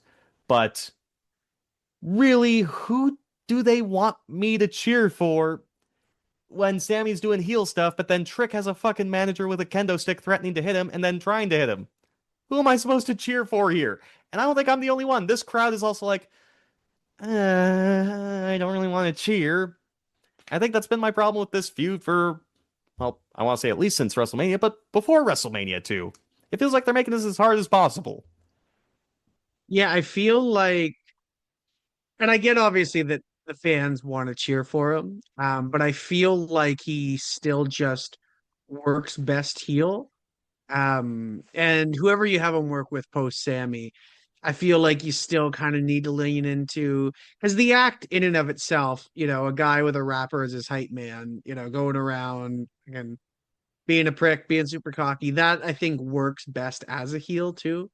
But it's tough because everybody fucking loves him, right? So it makes you go like, okay, well, maybe he should be more face, and it's, You can I don't know, pull this it's yeah, off it's though. kind of messy. Swerve Strickland and Prince Nana basically does this act. Prince Yeah, Nana's the hype man, and whenever Swerve is a heel, then Nana can interfere. But Nana's basically there just to yell, "Whose house?" when the fans are quiet, and then the fans are right back into it. He's a great manager, so you can have Lil Yachty doing that, but because like the crowd's chanting, "Let's go, Sammy! Sammy sucks!" So clearly there's some folks in the same camp as I am, where it's like, man, I think I know what you want us to do, but you're not doing it a good way, I suppose. So, Trick hits a Uranagi for a near fall. The crowd is starting to boo Sammy's more when he's pounding on Trick on the top rope. So, I feel like, okay, now we're getting going. Now we're doing good here. Hits a sunset flip powerbomb. Sammy goes for a haluva kick, but Trick gets a boot up. Sammy then hits a blue thunder bomb for a near ball. Now the fans are singing, Sammy, Sammy sucks, Sammy, Sammy sucks. So it feels like, we're getting something here. Sammy's going to be healed by the end of this, and there's no doubt. Sammy does a springboard to leap over Trick, then he sells his leg, but he's playing possum though, and he tries to roll up Trick. Lil Yachty is distracting the ref, and Sammy hits Trick with the kendo stick. Good heel move, but for a not so believable near fall, I don't know anyone who's ever been pinned with a kendo stick before. Sammy is stomping on Trick in the corner over and over and over, getting more heat. Yachty then hits Sammy with a kendo stick as Sammy goes for a haluva kick, and the ref is inexplicably too focused on Trick getting up. So again, Sammy's beating on Trick, getting heat, but then Lil Yachty hits him with a kendo stick. For fuck's sakes. So Yachty then, yeah, so anyways, Trick hits a spin kick for a near fall. Sammy punches Yachty on the outside, but Yachty does not sell the first one. I think he may have just got lost with where he was. Sammy then pounds on Yachty with the kendo stick. Sammy DDT's Trick onto the steps, throws Trick into the ring, but he hits Yachty with a helluva kick on the outside first. He then goes inside, tries to hit Trick with the helluva kick, but Trick dodges, hits the Trick shot for the win. This is a fine match. Trick needs house shows more than I need sunscreen because I sunburn easily. He needs house shows.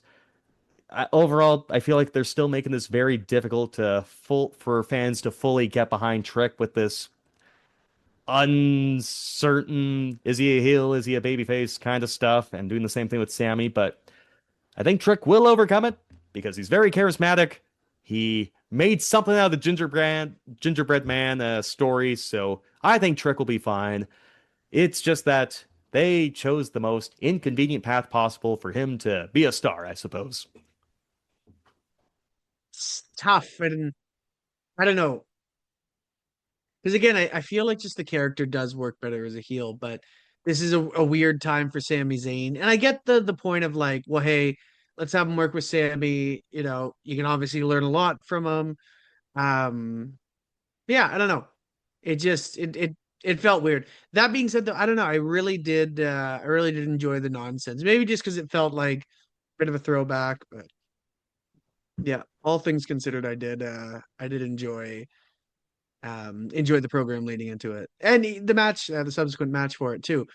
I again, it felt like a bit of an overcorrection from Mania, where they were like, man, people were really upset about the match times. I think that was one thing we complained about with Sammy and Trick. It's like, well, if they were able to, I think they got like 13 minutes. It's like if they were able to get a little bit more time, and I don't know, like even the Little Yachty stuff, where obviously we saw quite a bit of a backlash to the celebrity involvement. I think, a guy like Lil Yachty in a spot like that works perfect because he's not in the main event with Jelly Roll. He's not in the main event with, Cody. And Yeah, I think this is kind of the perfect sort of. He's a name that's not like super massive, but at the same time, it's like, you'll know a few songs. And yeah, I don't know. I really like the pairing, and I hope he does stick around too. Because I don't know. I think it really works with Trick. Hmm. Works well. Don't hit people with kendo sticks though. Be the hype man. Make Trick overcome and be a babyface. That's where I'll stick my flag on that one. So that reminds me of another story. So obviously, I don't know Lil Yachty. I don't. This reminds me of WrestleMania because outside of his appearances in WWE, I don't know I Show Speed very well.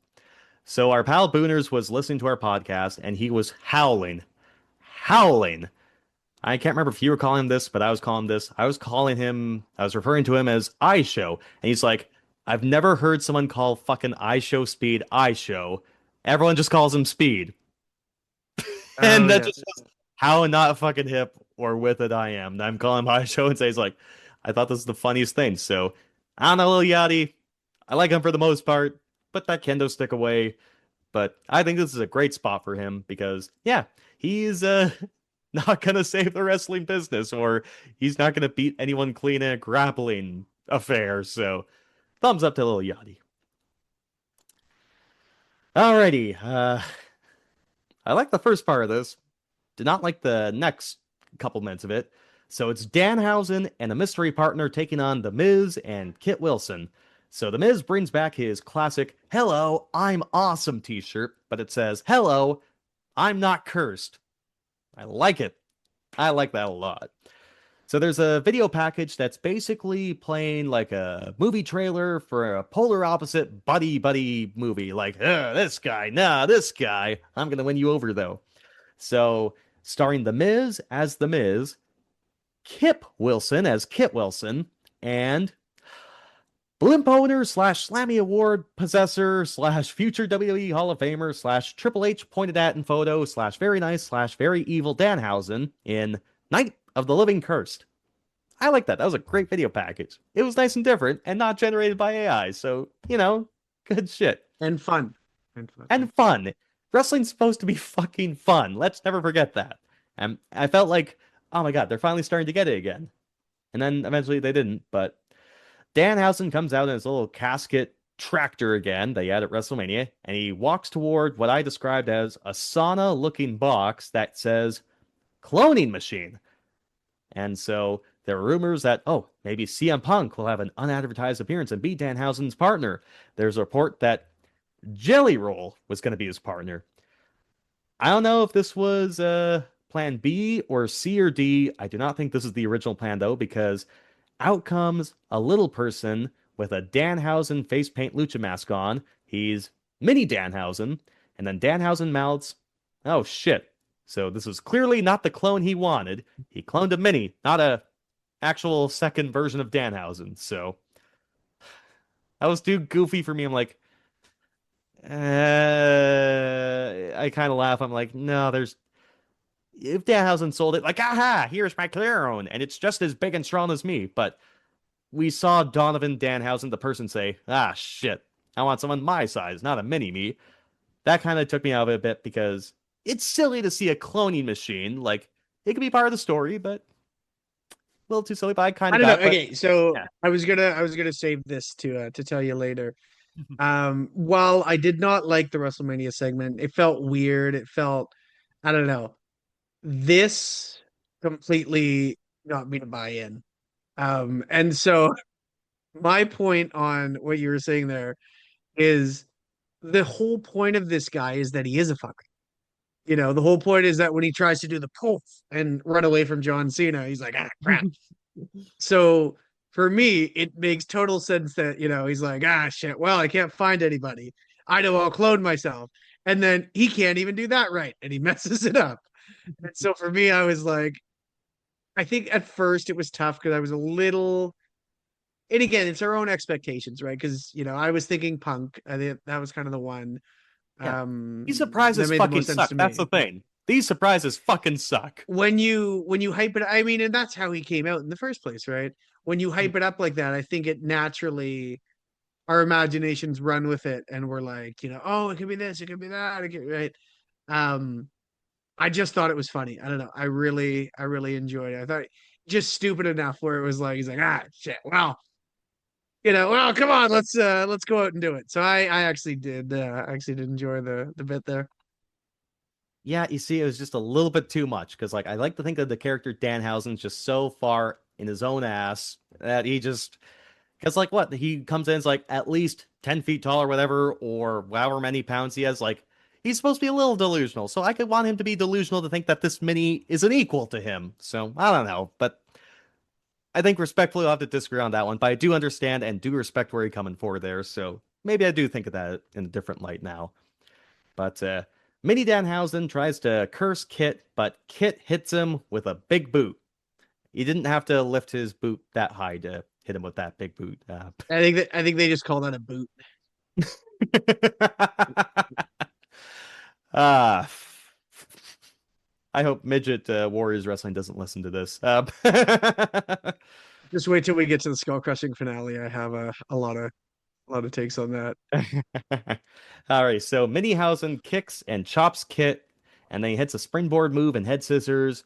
Minihausen then hits a tilt-a-whirl Rana on The Miz. This little luchador is kicking both of these full-grown men asses, so good for him. Minihausen then hits a dive to the outside from Danhausen's shoulders. I like that.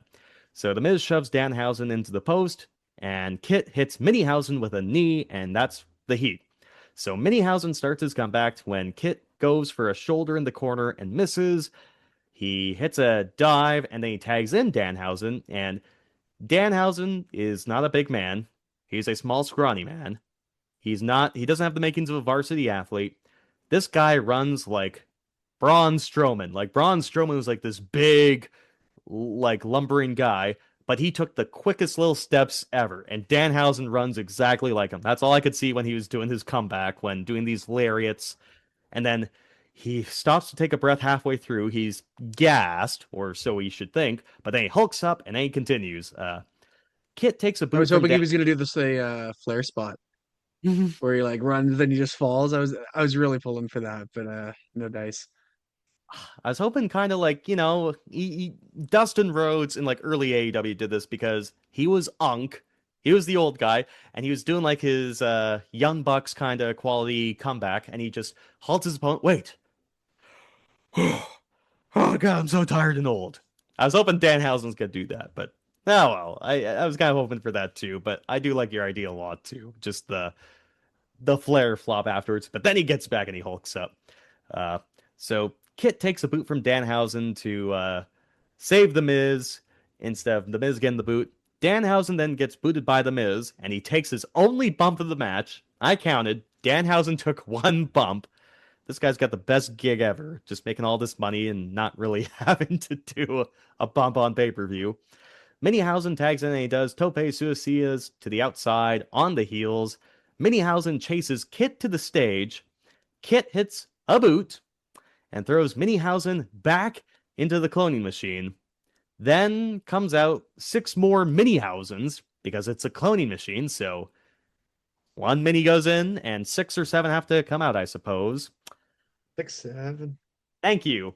I set you up for that one. So 6 or 7 Minihausens come out to attack Kit Wilson. How is this not a disqualification? These 5 or 6 Minihausens were on the fucking match. I get your point, and I didn't think of that until just now. But oh my god, I don't know if I've laughed so hard.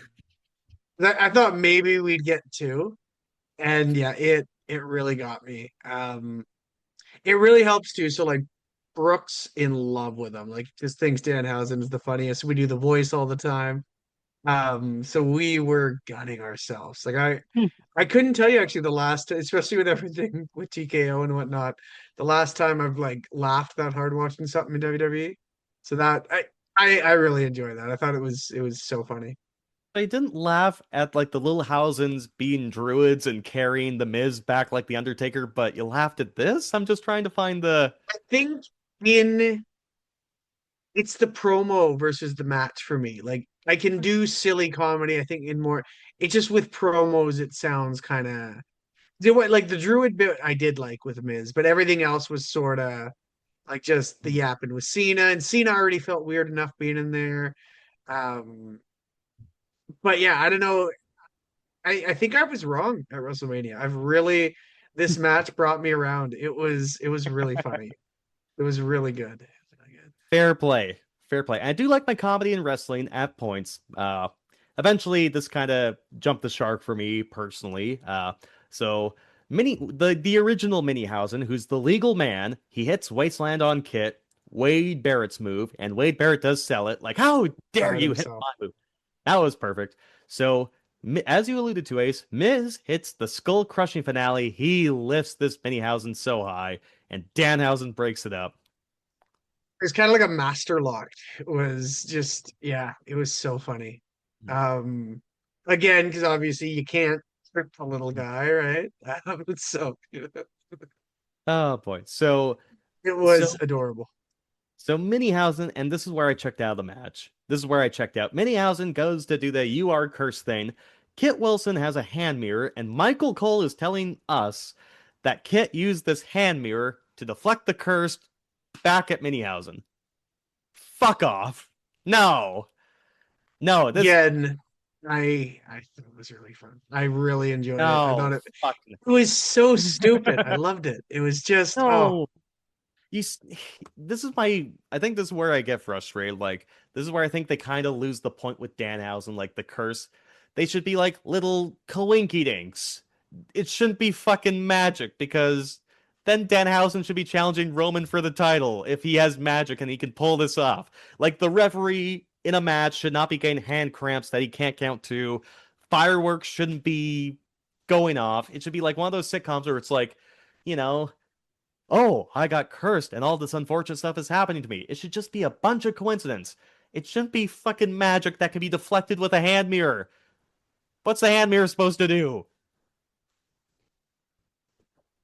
yeah, I don't know. It's Tell me to shut the so fuck up if you in the want, but like, in those kind of shows, a mirror would reflect, let's say, like a lightning bolt or a zap or whatever. I kind of get where you're coming from, how it would be a little funnier if just like okay, to use second time we'll bring it up now. To use the Toy Story example of like that's not flying, that's falling with style. It's not that Buzz turns around and actually flies, it's just that he bumps off a thing and then he's caught hmm, by you know. So the joke being that like, oh, he thinks he flew. hmm. So I get where you're coming from there, but yeah, I don't know. It's still just really funny to me. Maybe you could go more the route of what do you go? But at the same time, I mean, okay, those coincidences. Well, how the fuck do you have what 6 or 7 clones come out, right? Like that's clearly not a coincidence. I mean, he could have just paid a bunch of guys, but like Yeah, like if that was a thing, like if this is all like a setup, like that's where I'm kind of like, aha, yes, here's my clone. But then I like there's not a real fucking clone machine. That's what I'm trying to get up. Like, if we let's pretend this clone machine's real. This is a shoot clone machine. Danhausen goes in and he clones himself, and a mini comes out. Why are there 6 equally sized minis? Why isn't there someone that's smaller than the mini? that would have been really good if they were able to find. Oh, Like a little figurine comes out because he's just even smaller. if yeah, they had like an action. I don't know if they have a Danhausen action figure yet, but just like, oh, that I would Yeah, have died if it was even smaller the third yeah. time I around. would have laughed at that. I would be like, okay, yeah, fine, you got me there. Yeah, that was a good payoff of the joke. But it's not, because apparently it's a real fucking clone machine. The Minihausen figured it out, but real Danhausen didn't. But there's no fucking real cloning machines! I mean, it clearly worked, so there is. But But the fucking Danhausen can. Anyways, this is stupid. So, okay, last little bit. I think in another. I would like this probably another match, but this time I was already in a bad mood. So Miz, he's trying to blast a fire extinguisher into Danhausen and all the little Hausens, but it malfunctions. So, like every sitcom you've ever seen ever, Miz, it's the hose of the fire extinguisher isn't working, so he's like, huh? And he looks directly into the hose. And then, of course, it goes off in his face. And Ace is laughing and giggling and chuckling. He's cursed. That's why it didn't go off, because he's the fucking thing that Danhausen did. He's cursed. Sure, like I'm okay with that, but these curses are legit. These curses are real magic. Like, now, is it supposed to be an inconvenience, or is it supposed to be like an actual, like, oh, this ref's hands magically cramps, or these pyrotechnics go off, like, and curses can be deflected off mirrors? This is basically magic, and now it's just a coincidence. Why can't Danhausen make a fucking light fall on the Miz, and the Miz dies, and he loses that way? I mean, maybe we find out Monday during the rematch, you know? Why can't Danhausen be the champion then if he has magic? I mean, you got to work your way up still. You can't just walk in and, he doesn't have mind control. He's still. Maybe he does, brother. I don't know. Like, he's fucking got magic, Like, Cross that bridge when we get there. God fucking dope. So, anyways, Miz looks in, and I will say the Miz pulled this off because here's the thing: you use the fire extinguisher, and it goes in your face. One would think you would stop if it were going in your face. Nope.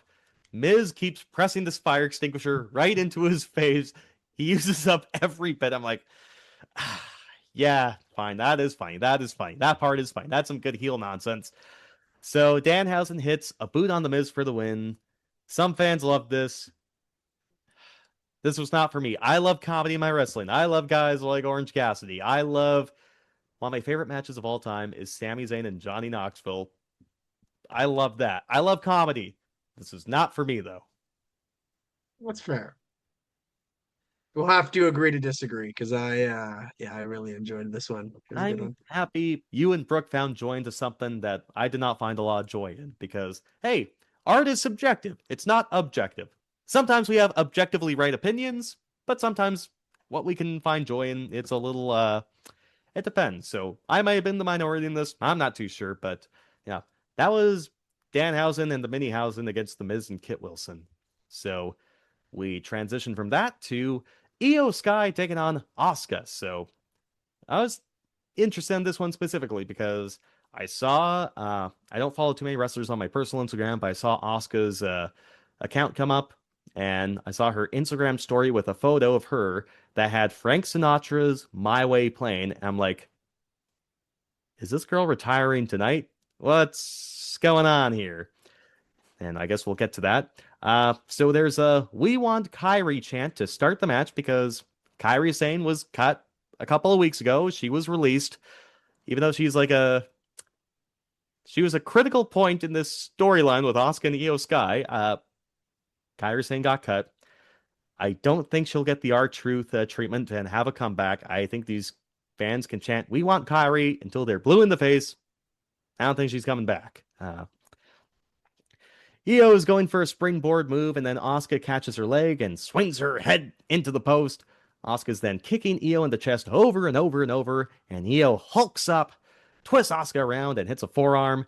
Io does a victory roll, and she double stumps Asuka. Io then hits a missile dropkick and does her taunt, and makes the fans forget about Kairi Sane, and now they're fully into the match. Asuka then hits some crisp and clean strikes and gets a near fall with a knee. Asuka's great this match. Io hits a bridge German suplex. Asuka puts Io into a Kimura lock.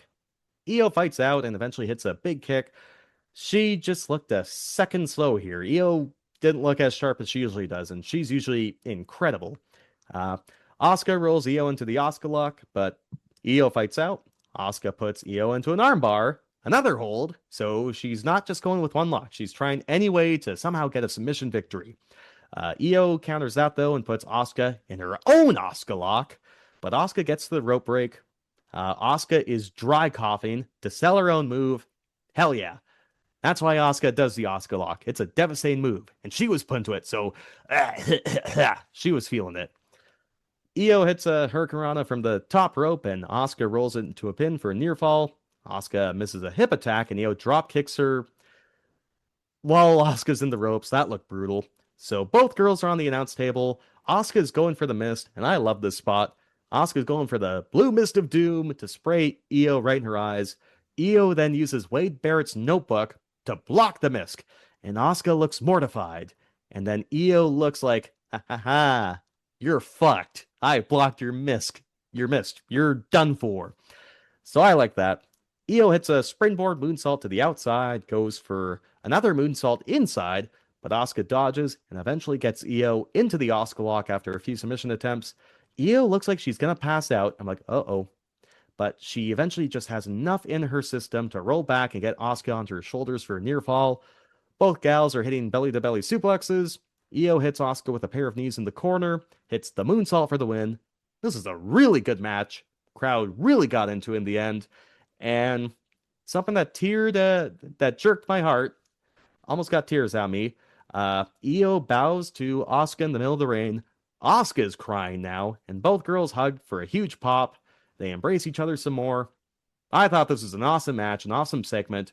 I blame Triple H and management and everyone for cutting Kairi Sane halfway through the story and not bringing her back at any point to finish that story, because the crowd was expecting Kairi Sane at some point to come back, and they were waiting and waiting, and eventually I think they either realized or got distracted by how great this match was that Kairi probably wasn't coming back. But Io wins. I enjoyed this. I think this could have been more well regarded if Kairi Sane just didn't get cut and they didn't give themselves an own goal. But Io, Asuka, these girls absolutely killed it. And if this is the end of Asuka for a little bit, you're the best, Asuka. Ace. Yeah, this match really was really well done. Um, I don't know. Obviously, with the Kyrie cut, it really sucked. I don't know if I would say it impacted the match in that sense. Um, I know, people were kind of hopeful that we would see something. Yeah, I didn't get that R-Truth moment. Um, yeah, I don't know. We'll get to this more, I'm sure, after once we get to the cuts. I don't know necessarily if Asuka, excuse me, like if she was going to be retiring or not before a lot of this. Um, I know obviously we've heard some rumors of, like, you prefaced it right at the top of the show with the 50% pay cuts. If she was maybe one of those that they maybe pitched and she might have said, like, you know what, I've kind of done it all. So it's all speculation, clearly on my part. Um, but if this was the last we've seen of Asuka in WWE, and even if it's just for a little bit or forever, I think it's a really cool way to go out. Obviously, she's working with somebody she loves, and they had a really good match. Yeah, I don't know. I really liked this match. And I obviously with time we'll see kind of the context of if it was or not, if this will kind of stand as their swan song. But if so, what a career. Especially even like it's crazy to think it was so many. Obviously, we had the Cena retirement last year, and but it just feel like with AJ and then Brock and like they're all kind of like really starting to drop like flies now, which is I don't know. I won't say it gets old, like I won't say it in that sense, but it just I don't know. It feels kind of like almost now sad every time because it's like every time we go into one of these shows, I'm like, man, who's done now, right? Like we didn't know if AJ was going to retire right at the Rumble, and then you're doing the math. You're like, well, that was 10 years since his debut, and it's like, okay, like that. Brock, I don't think anybody really saw coming. We kind of all had SummerSlam, hometown, definitely didn't see it with Oscar either until, like you said, with the um, Sinatra post. Yeah, I don't know. It's just it's getting kind of sad to see kind of all these guys. Like every show now seems to be like a swan song for someone. And I know obviously, I mean, fuck, their rosters in their 40s for most of their champions, right? So it's gonna happen. But yeah, it was kind of sad to see. And especially just when you don't know it's coming. And I know a lot of the wrestlers kind of like it that way where, they're not necessarily dragging it all out and doing this big retirement tour. But it sucks because it really with Cena, I kind of had that year to go, okay, this is it. Soak it in. This is the last time. I got to go to one of the last matches. And you don't really get it with this. Like 2 weeks into AJ, you're like, man, he's obviously with Brock, it's a different scenario. I wasn't too sad either way to see. But now with Asuka, it's like, man, like if I had known, I would have really locked more into this. I still was into the match, but it's like I would have locked more in if I knew that this was it, right? Mhm. But nonetheless, I'm starting to ramble. Really good match, and we'll see what's next in the saga. Obviously, EO will now move on, and Kyrie's not there either. So Mhm. yeah, Was looking just right now. So we talked about how, Father Time hasn't been as friendly to our pal Seth Rollins. Asuka is 44 and she's turning 45 in September. Looks as great as when she got into WWE in 2015 and the years and years she worked prior. Uh, she looked great. Yeah, I cannot say enough good things about Asuka. Like I'd say up until like Io Sky recently, she's probably the best woman's worker, maybe one of the best workers, maybe the best worker in WWE for almost the entire time she was there. Asuka's just the greatest. And I was just going through some reports, Fightful Select saying that she signed a new long-term WWE deal in the summer of 2024. Unclear how long it was though. And it appears to be a situation, like it appears to be a mystery, but they don't believe that this was her last match. And Dave Meltzer of the Wrestling Observer saying that he was told that Asuka is semi-retired, whatever that means. So I think one way or another, I think one can assume that we're not getting Asuka on a weekly basis for an entire year if she's fully healthy. But as mentioned, been providing for her family for a very good long time. One of the greatest women's wrestlers ever, maybe one of the greatest wrestlers ever, period. It doesn't have to be by gender. And yeah, if this is the end of her full-time career, she's leaving on her own accord and is as sharp as the day she came to North America and her peak in Japan too. So if this is the end, congrats, Asuka. You still have your brain and your health from the looks of it. And congratulations on a great full-time career. Hopefully we can see you again very, very soon. Now, I'll let you ramble some more here, Ace. You gave me your blessing to fast forward through this, so I love my pal John Cena. We love him. I felt like I was going to be sold on something here.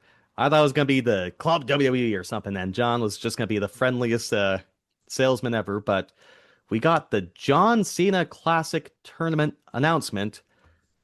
I kind of understand the basis of it, but you saw the segment. Take it away. yeah. So Cena comes out, and it was funny. I realized it because obviously at WrestleMania he kind of just introduced everything going on, and then he had that little bit with Danhausen, and Miz and all that. Uh, but I started to realize it when because they at one point they chant at the beginning one more match, and he says like, man, you don't know how much that means to me, and I realized that we never, and obviously because he retired after but we never really got a follow up with Cena or a final address or I think of like when you were there for Shawn Michaels' last match in Arizona, when the next night on Raw he kind of did a bit of a farewell, and I realized this was kind of one of Cena's first time addressing this, and even sort of he doesn't really touch on it, but he kind of says, like I know obviously there was some people who didn't like it, and but again it means a Hey, lot. did he apologize? Did he apologize for giving up? Did he apologize Well, for? he doesn't owe me an apology because I already forgave him. So but yeah, so I thought about it and I was like, man, yeah, he hasn't really addressed it. I mean, we saw I think with the Cody podcast, but I mean in canon, like WWE promo, him coming out, thanking everyone. And I don't know, I felt like we almost kind of needed that. But it's funny, the other part of it that I know you didn't see it, but for somebody who, obviously this gave Gunther a big rub. Um, so he announces the John Cena Classic. And essentially, the kind of nuts and bolts of this is it's going to be a yearly tournament, however many participants, wins, kind of still all up in the air. But it'll be a yearly tournament. They'll get a championship that they'll hold on to it for a year. So kind of like a Dynamite Diamond Ring or a King of the Ring or kind of in that realm, where it pits the future against the present. So, maybe you'll see, say, Tony D against Cody Rhodes at one of these shows. And, the one bit that I found kind of funny was he name dropped a lot of, and obviously, Obafemi's massive right now, but he mentions, like Sol Ruka, Obafemi, Javon Evans. And I was thinking about it, and he doesn't mention Gunther once. And again, I know that, he kind of got that rub. He got to beat John C. He got to tap him out too. The last person to do that was Angle in 2003. And it was funny for somebody who, again, was hyping this up so much. Yeah, he doesn't mention Gunther once. But he's talking about the future, and he's like, this tournament's going to be about the future. So the one thing that I've seen some backlash to it online about how the tournament will work is there'll be a series of matches on it. So it'll be like a Saturday night's main event special. You'll get, say, like 3 or 4 matches. And the fans will vote on who was the best performer and who showed the best heart, the hustle, loyalty, respect, whatever you want to call it. And so he was saying, so this means for the very first time, you could still lose your match and win a championship. And the first thing I thought was kind of like, I get what they're trying to say with it, where, and he seems very passionate. I mean, John's always been a guy that's the next. And I mean, God, his whole retirement was there to highlight, obviously he was there, but it was essentially like every other match featured somebody either from NXT or TNA or his last show. And he really wanted that. His last show, he had Sol Ruka and Obafemi and Javon Evans on, and that's what ultimately got Javon and Oba called up ASAP. So, I take him for his word that he wanted to feature NXT a little bit more on his final year, and now there's a reason to showcase this. But my initial instinct is that's dumb as fuck.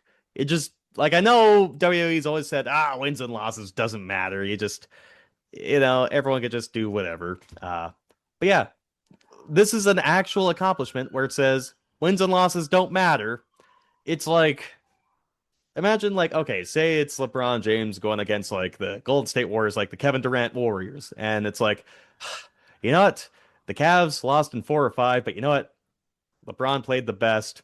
The fans are like, yeah, you know what? The Cavaliers can win the championship because LeBron was so great. That's where my mind goes with this John Cena Classic. Maybe there's details to iron out, but my initial thought is this fucking American Idol? This is dumb. This is very dumb. Wins and losses should matter. That was my big apprehension with it too, is it's like, I don't think it can be for nothing.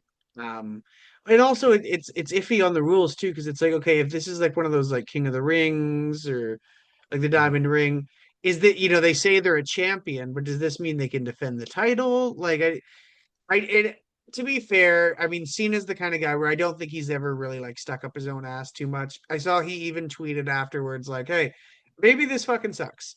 It's a very good possibility. That I like the idea that, because he had even mentioned it in the promo where he's like, I really I was struggling with what my future in WWE looked like. Like, what's my role going forward? Because, obviously he's got a busy schedule, but now, I mean, WWE is his home. He'll never want to go away. And he's like, I really wanted to figure out like what that is. And I mean, a guy like John has always loved giving back, and highlighting people. So I think I'm going to give this the benefit of the doubt. I mean, obviously, with Cena's name attached to the project, it's, hopeful, at least in mine. But I think I'm going to give it the benefit of the doubt. At least see how it works. Because again, it kind of feels like, in a sense, with the Money in the Bank when they first kind of pitched it. Because I remember even as a kid, I was 10 years old for that first one. I didn't really know how it worked. I knew that Edge kind of was going to get a title match or something, but we never really saw, like, until he came out after the match, and it was like, oh, so that's how, like, and I feel like it's kind of like this is still very new. And I think you're giving them too much benefit of the doubt here. I think you're giving. But again, we'll see kind of where it goes. We live in an era now, especially where so much is IP, and a lot of the stuff they've already created, like, I mean, you think of like their big gimmicks, even like Hell in a Cell, Money in the Bank, those are all 20, 30 years old now. Mhm. Maybe this sucks. Maybe it goes down in flames and it's just like, yeah, well, at least we tried, right? The heel turn was the same kind of way where it was like, yeah, probably shouldn't have done that. I'm gonna see. I don't know. I kind of like the idea of the fighting spirit of, maybe LA Knight finally wins a title. We'll see. But yeah, I don't know. That wouldn't that be We'll appropriate? see where it goes. The epitome of a "you deserve it" title. All these fucking fans and their Yeah. stupid fucking "you deserve it" chants. Just like, it's your turn. It's your turn. Hey, Liv Morgan, it's your turn with the belt. That's how LA finally wins. When the fans have to say, you really do deserve it. Here's your fucking fake trophy in your fake fucking sport. Not your participation. It's a legit participation trophy where Yeah, it yeah, could legit be a popularity contest. Like, yeah. we'll see, but I'm not holding my breath on this one. But I don't know. Great to see John, though. I don't know. Happy he's still around, I suppose. It has always put me in a good mood seeing him come out. Hmm. Absolutely. So we get to the main event. This was really good. I enjoyed this. In a vacuum, I enjoyed this. We'll get to the constructive critiques. Roman Reigns defended the WWE World Heavyweight Championship against Jacob Fatu. So Roman shoulder tackles Jacob and Aura Farms, but Jacob immediately gets up. I realized this isn't going to be a regular old Joe Blow tribal chief Roman Reigns match. He didn't go full big dog mode, but he gave it as close to the big dog as we're going to see in the year 2026. So Roman gives Jacob a clothesline, but Jacob no-sells it. Jacob then takes down Roman with a lariat and hits another one to knock him out of the ring. So Roman can't overpower Jacob, but Jacob can overpower Roman. He's a big threat to his championship.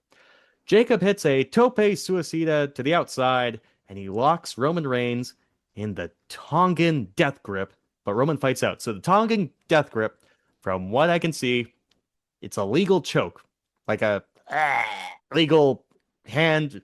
Like, it's basically almost Homer Simpson strangling Bart, which I think it's strangle. more the Spider-Man too, where it's like, if I've seen it executed correctly. Regardless, they are trying to shove this in like, the dangerous Tongan death grip. Where the fuck did this come from? It's just like, I thought this was somehow Palpatine returned in Star Wars Rise of Skywalker, or all these tricks that the Jedi can do all of a sudden. It's like, the Jedi could always do that. Or it's like, here's this Tongan death grip that's just devastating all of a sudden. I don't know. Maybe I'm thinking too much into it, but like, the whole introduction of that was just a little bit silly for me. See, it was so dangerous. That's why no Samoans have ever used it in WWE, because it was too dangerous of a move.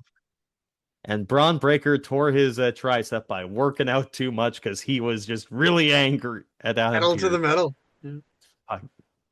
All right, so Roman starts working the hand, so Jacob hypothetically can't lock in that Tongan death grip.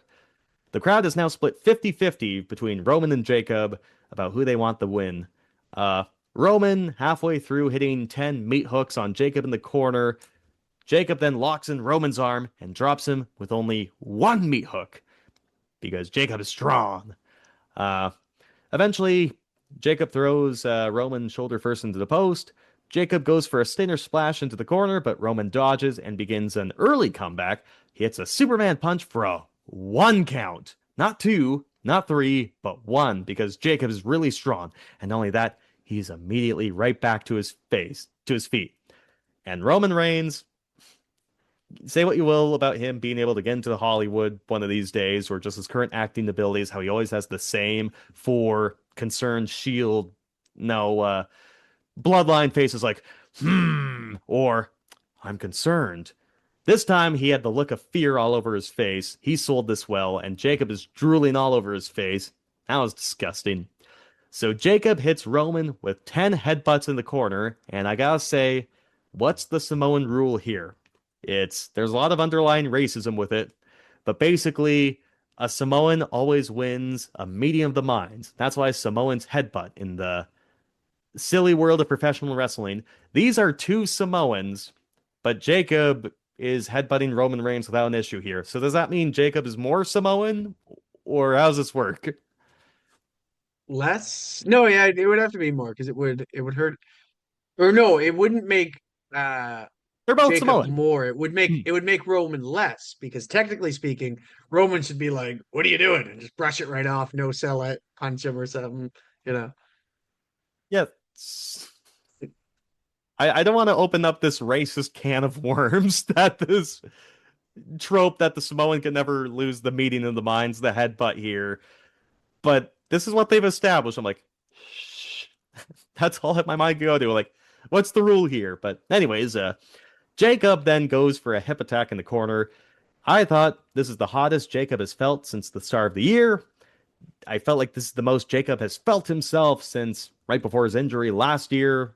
Because I felt like, I don't know, it just feels like they kind of intentionally told Jacob to slow down a little bit. I don't want that. I want Jacob Fatu to be Jacob Fatu because he stands out. And not everyone should be exactly the same. So Jacob's going for another hip attack, but Roman hits another Superman punch. Roman hits the drive-by on the outside and gets the announce table cleared. Jacob locks in the Tongan death grip again, and they powerbombs Roman through the announce table that never breaks, but it did break this time, thank God. Jacob goes for a splash, but Roman catches him with a spear for a 2 count. He's getting a little bit closer, Ace. He's got a 2 count now instead of a 1. Roman goes for another spear, but Jacob counters it into a pop-up Samoan drop and hits best moonsault ever for a great near fall. Jacob is just hitting standing diving headbutts like he's just crashing down from his feet, just headbutting Roman down over and over and over. And Roman gets Jacob goes for a senton bomb and from the top rope, and Roman gets his knees up, but Roman is selling his knee afterwards. Both men are trading hands. Eventually, Roman falls in the corner. Jacob hits 2 tip attacks. He locks in the Tongan death grip again. Roman is fading, but he has one last gasp and thumbs the eyes of Jacob Fatu, and he shoves him into the ref into the corner. Roman then hits 2 Superman punches, but he runs into a super kick by Jacob. Jacob goes for a pop-up Samoan drop, and Roman hits a Superman punch from the air. He then hits a spear for another great near fall. The spear is a protected move, and Jacob's kicking out of that, so Roman loves his cousin, Oos. After a few seconds on the mat, Jacob locks in the Tongan death grip again. Roman is a desperate champ who's grabbing at the referee, and eventually he's grabbing at the turnbuckle pad, and he rips the pad off. As the referee goes to put the pad back on, Roman throws Jacob into the exposed turnbuckle and hits the spear for the win. Now, here's the difference here between winning a sporting contest and beating your opponent.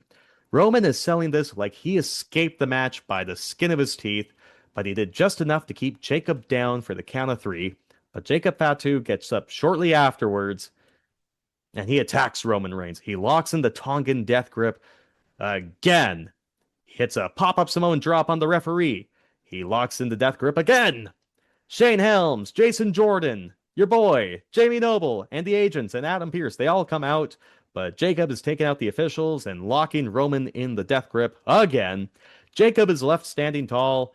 I believe this is his heel turn, but to be fair, he's naturally an unhinged maniac, and Roman did kind of cheat to win. And just when I think the show is over, as I was typing these notes, Jacob is back to lock in the Tongan death grip again!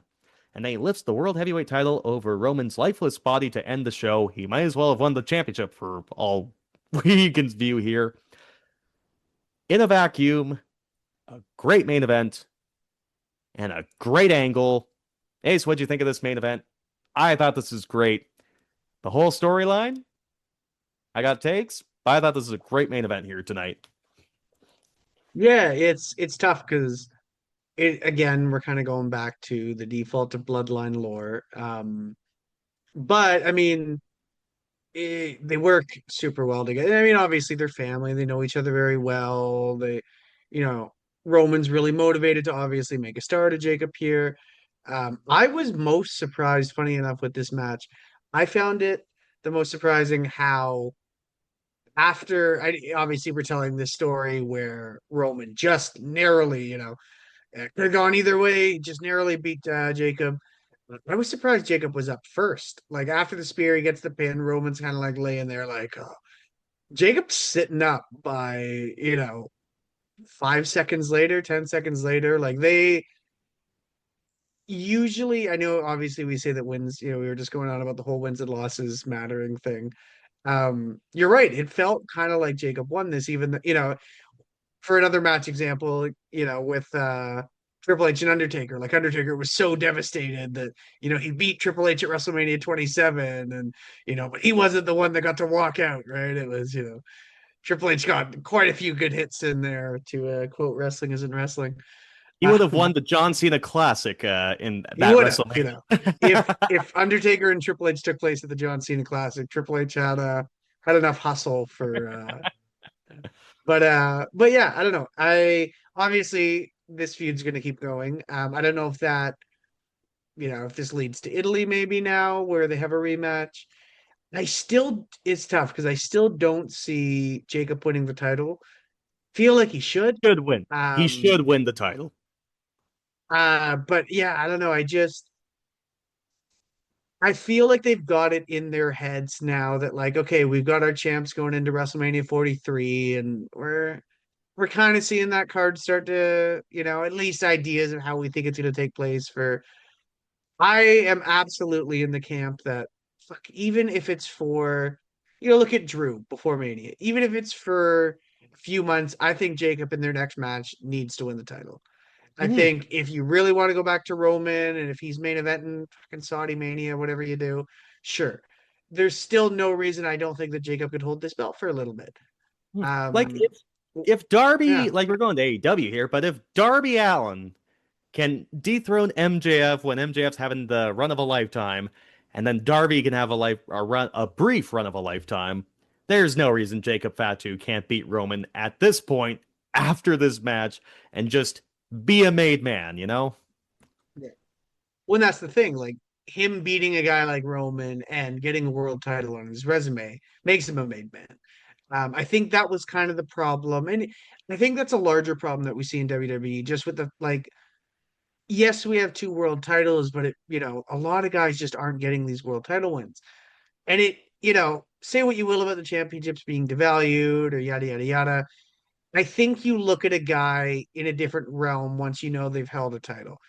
Even down to like I think of the older guys like Benoit and Guerrero and a lot of those guys like when we were kids. Obviously the upper echelons you had like the Edges, the Ortons, but like a lot of them had those world title reigns. Booker, um, and we don't get that with a guy like an LA Knight. 20 Mhm. years ago, he might have been a guy that already had two world titles and had him for a Mhm. couple months. But once you hold it, it's. I think of somebody like Damian Priest, where obviously he's nowhere near the main event scene anymore, but he's got that world title reign on his resume, where it's like, oh yeah, okay, like it's just you kind of look at these guys in a little bit better of a light Yeah, if when you know that they are a former world champ. it's gonna be the silver medal, you might as well just I know, because like yeah, it devalues the world title if there's fucking two or three of them, but then it also kind of devalues the talent where it's like, oh man, they can't even win the fucking silver or bronze medal. So Yeah. I don't know. And getting on to well, here's the thing. So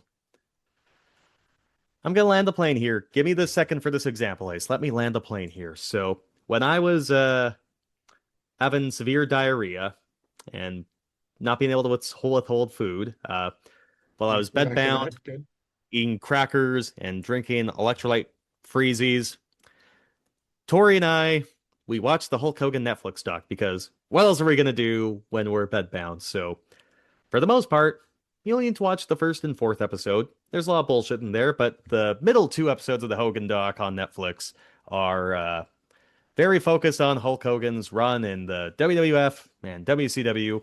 They gloss over the finger poke of doom, which is, for those who don't know, it's the main event of an episode of WCW Nitro in a sold-out Georgia Dome. They're paying money to see Bill Goldberg get his belt back because Kevin Nash, the booker, said, nah, I'm going to break Goldberg's undefeated streak and become the champion. However, they didn't angle, and Kevin Nash is all of a sudden defending the WCW Championship against Hulk Hogan.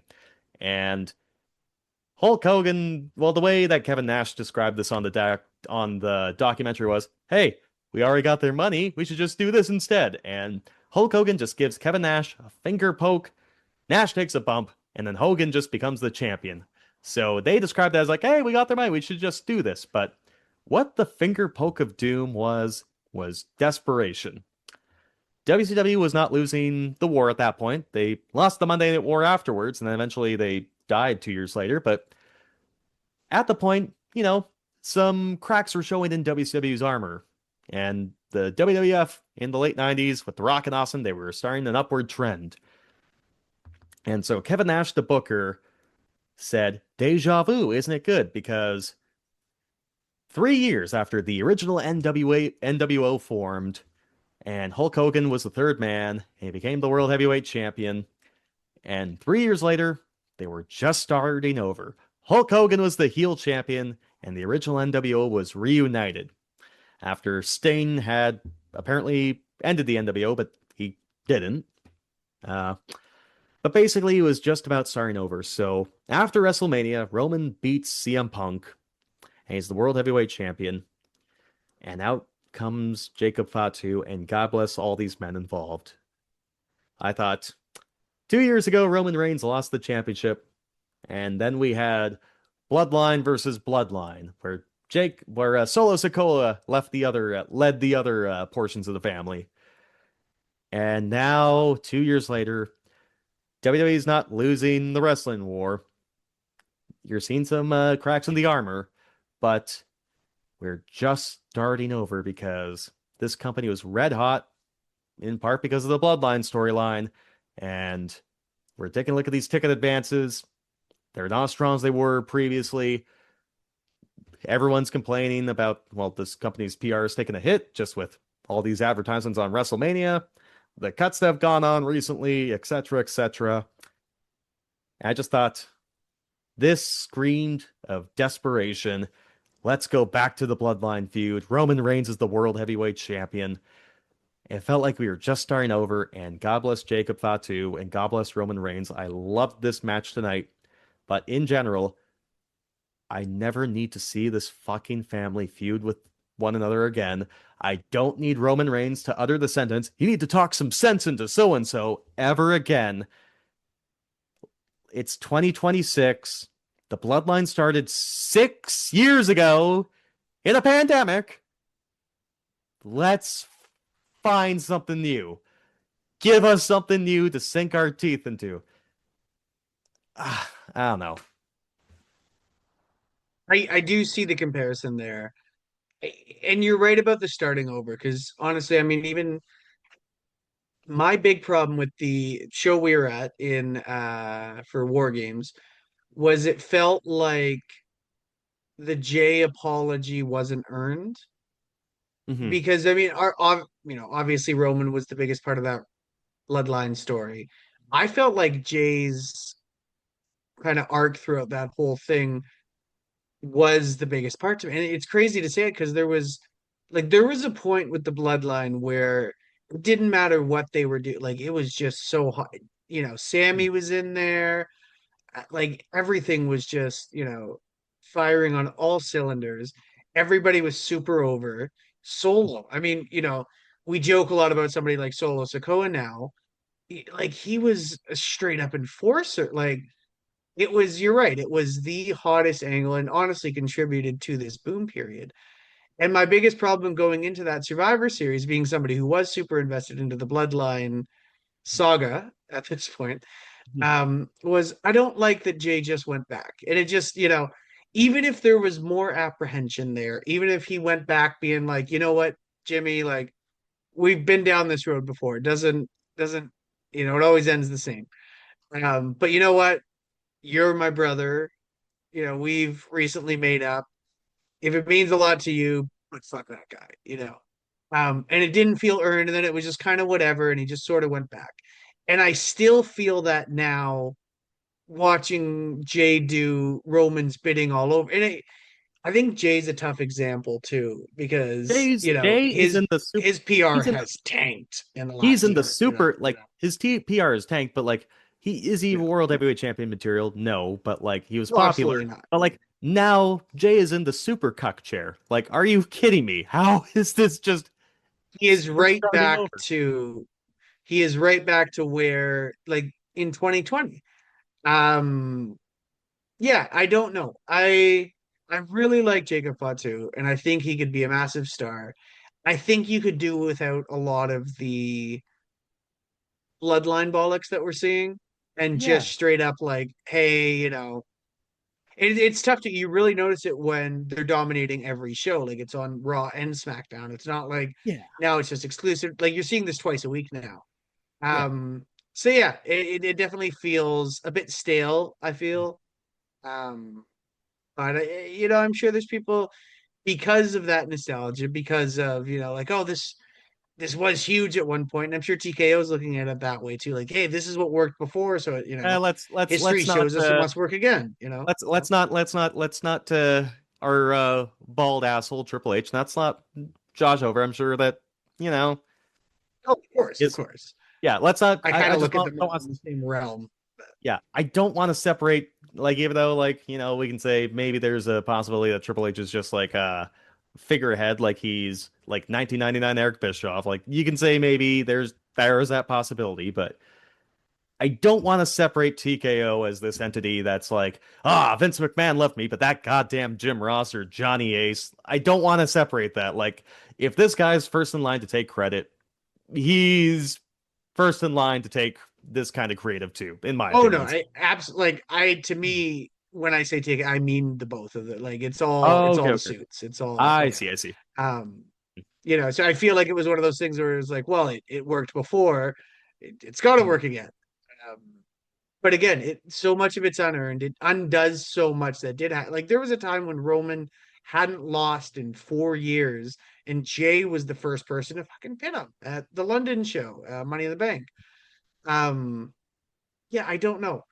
It feels like a big reset, and I'm not sure kind of where they go from here with it. Um, He's yeah, got to yeah, win the title. He's just got yeah, to. Otherwise, what are we doing here? What was the point of this main event ultimately? Uh, yeah.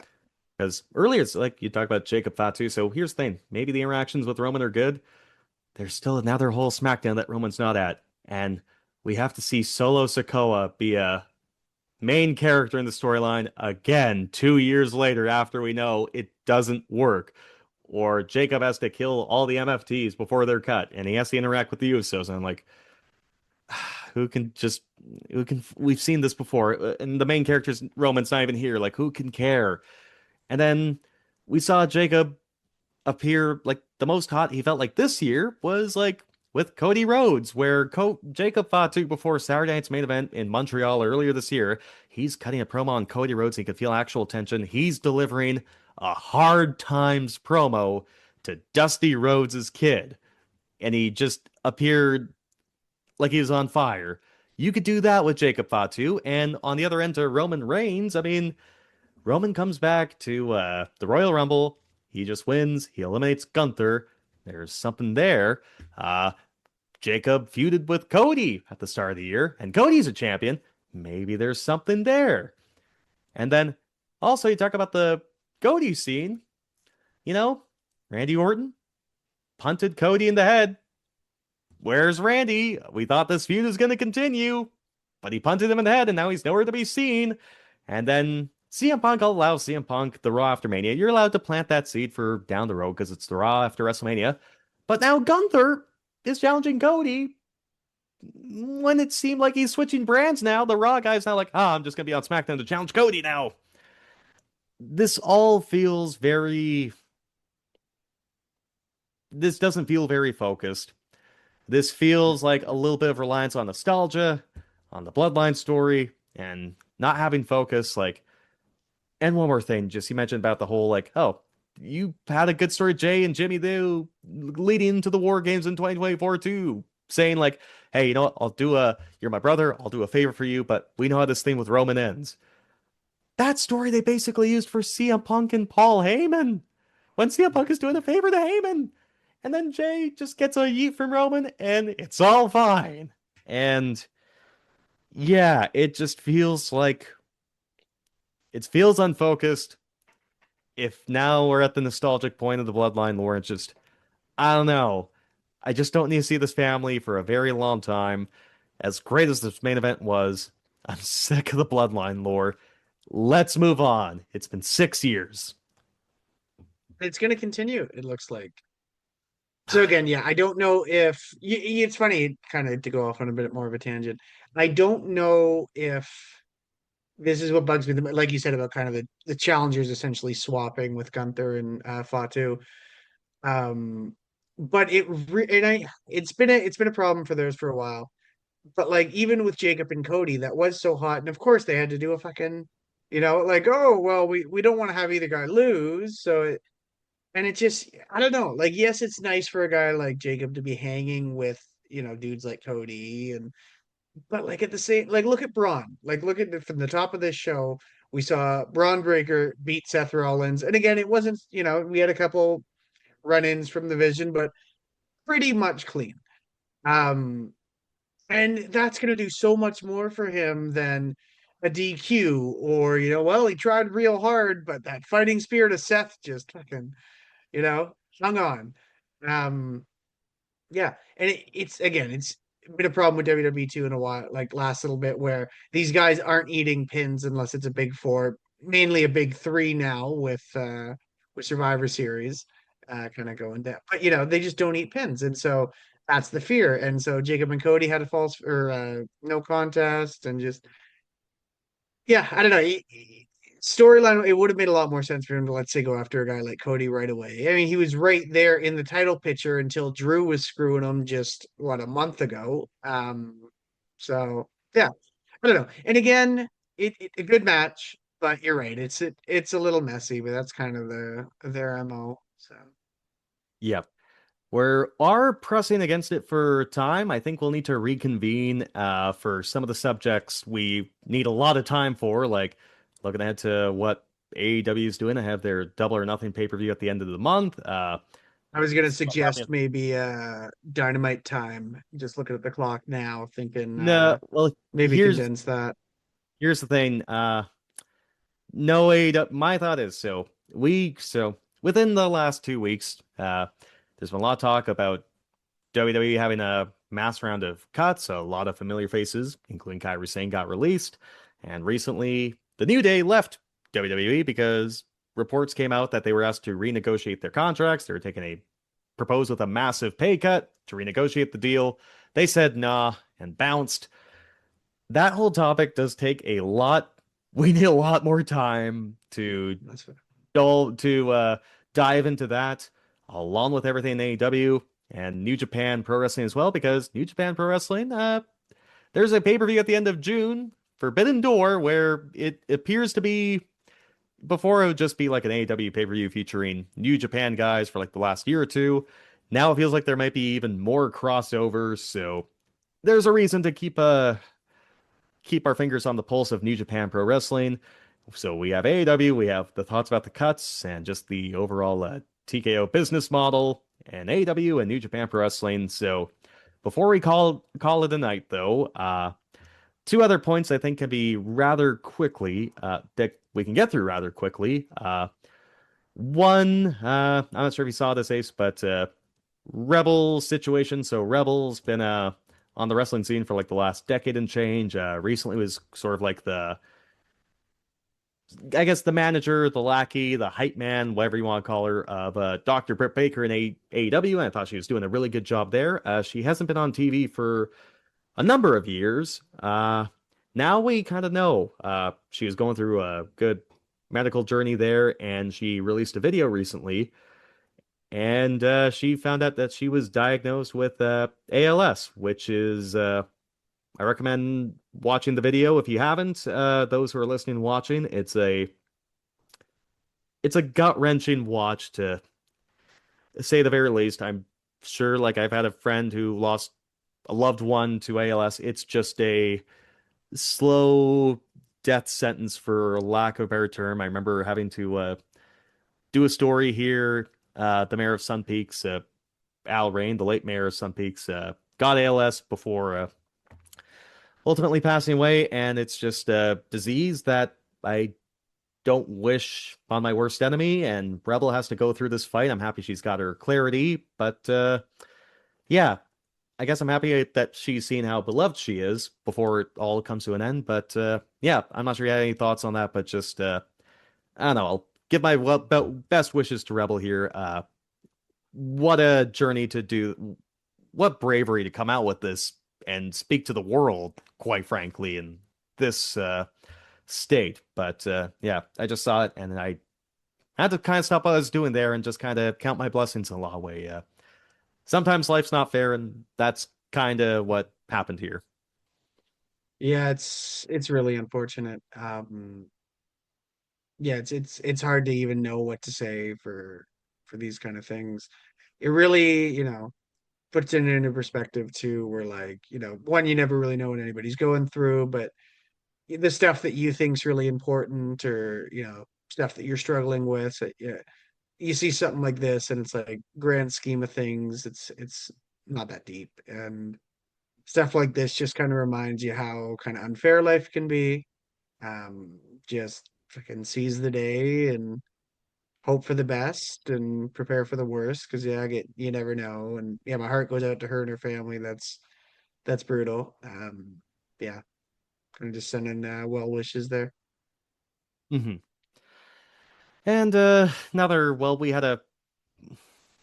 If you're not a wrestling fan, this one may sound a little weird to you that this is someone we have to touch on about like a big loss in the wrestling business. But Ted Turner passed away this week on, I think this is on just, yeah, just this last Wednesday. I know that his health was in decline for a number of years, but known as like a billionaire. I think his legacy is probably more well known for being like the guy who founded CNN, was a cable TV pioneer. He had CNN, the 24/7 news channel, had Cartoon Network. He owned the Atlanta Braves. Just a huge philanthropist, like really did a lot for the city of Atlanta and that area too. So you're probably thinking Hawks like, as well for a bit there. yeah, how does Ted Turner? Why are we talking about Ted Turner? Well, Ted Turner, most famously, of course, was the owner of World Championship Wrestling, which was at one point the largest pro wrestling promotion in the world. Even before that, though, was, of course, like we talked about him being like a huge pioneer of cable TV.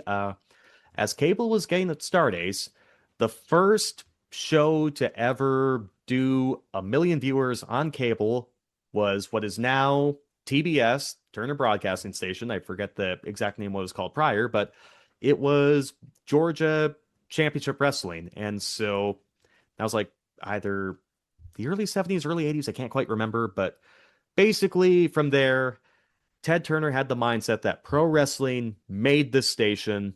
Pro wrestling will always air on the station. And so there's a time where, Georgia Championship Wrestling's going down, and then it's Jim Crockett Promotions is the next sort of it's the last of the territories basically that's standing up to the WWF, as Vince McMahon is looking to take down the territories and make his company the number one national promotion. So in the late 80s, Ted Turner purchases Jim Crockett Promotions, names it World Class Championship Wrestling, and airs it on TBS. And so really, if you have no Ted Turner doing that move at that point, you probably have the WWF monopoly a decade earlier. You have no NWO. You have no WWF needing to really reinvent itself. You have no Monday Night Wars. And from like the early 90s, WCW was a money loser. And the executives at Turner were telling Ted to, hey, let's cut this. We're losing money on this. And Ted saying, as long as I can control it, pro wrestling will always air on our stations. It made the stations. He kind of knew wrestling was cyclical in the way. And then, of course, Monday Nitro takes off. It's at one point, WCW is at one point the biggest company in the world. And unfortunately, just as much as it rises, it crashes and burns, loses 62 million or whatever it was in the year 2000. And they're on track to lose like 85 million. And not only does it lose a lot of money, there's the merger with AOL and Time Warner. Ted Turner loses control. WCW doesn't get its TV deal. They sell to Vince McMahon and WWF for $2.5 million. And that's the end of WCW there. But for as long as he can control it, Ted Turner always wanted pro wrestling on TV. And yep. And then, of course, 18 years later on TNT and TBS, All Elite Wrestling forms. And on Dynamite this last Wednesday, well, I guess we have time for one Dynamite thing. Because it was on Wednesday that Ted Turner passed away, and they lead Dynamite with a segment honoring Ted Turner. They have Tony Schiavone, who did years and years of work, of course, with WCW, talking about Ted Turner. Out comes Stain. Apparently, Stain was there just for promotions, but he's there in full face paint to talk about Ted Turner. He's talking about how he tells the boys, as long as I can say, you wrestlers will be okay.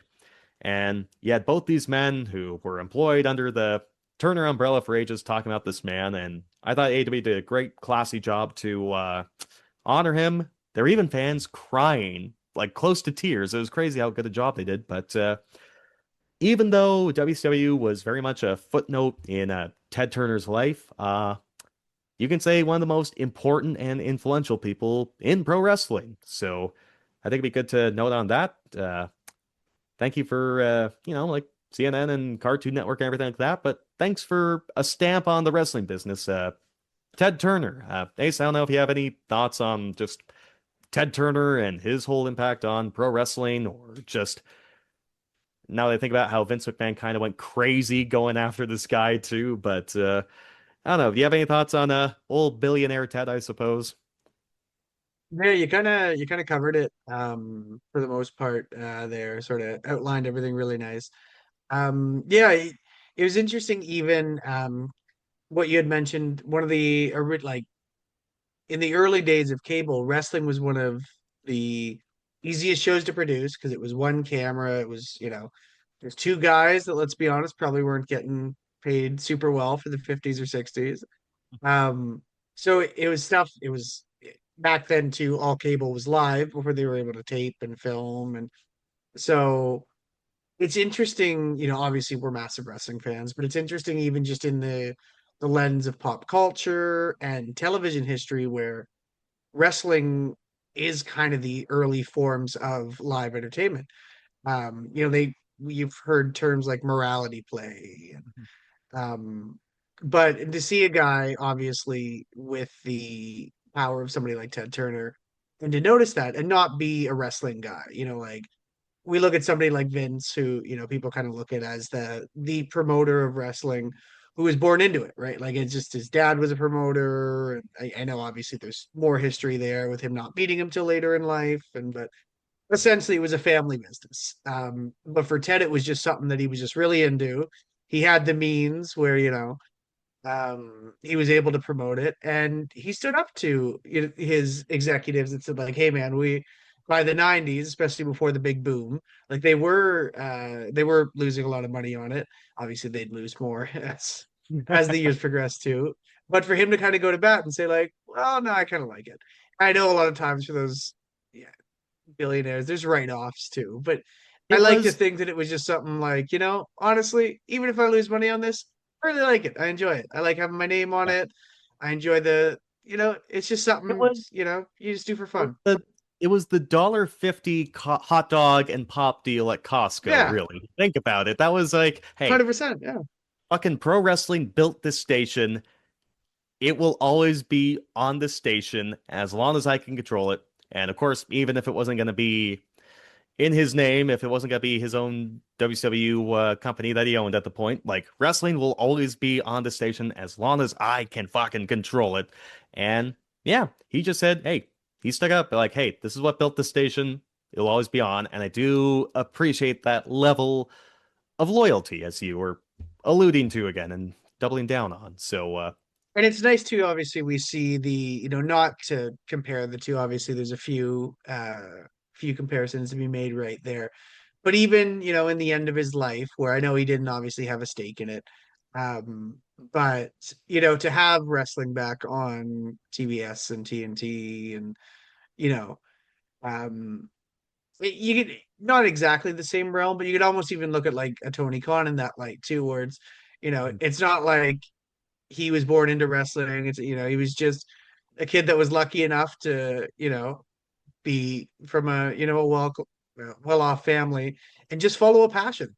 And I'm sure when he sits at those Jaguar meetings, they probably say the same thing about this crazy, stupid wrestling thing, right? But if you love it, you love it. And obviously Turner loved it. And he dedicated a lot of his life to it. And I know obviously he had a bunch of different ventures, whether that be the Hawks or the Braves or CNN. So he's a busy man.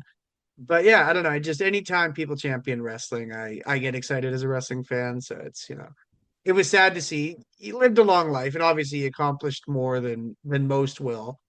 Um, but yeah, that was definitely sad to see the news earlier this week. Really sad. And I don't know, maybe this is more the sadist in me. I'm happy that Vince McMahon could kind of see how beloved Ted Turner was. Because, like, here's the thing, I don't want to twerk for a billionaire.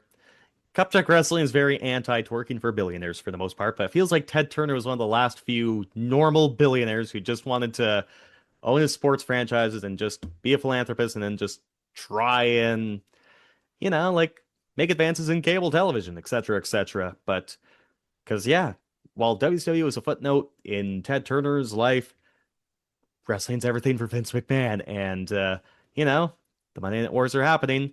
WCW signs like Hogan and Savage, and all of a sudden you got the billionaire Ted skits where there's a guy pretending to be Ted Turner and they're talking to like an old Hulk Hogan, an old fake Randy Savage, and it just comes across very, very poor, not just in hindsight, but at the time too. And like there's the posters that come out. I need to find it actually.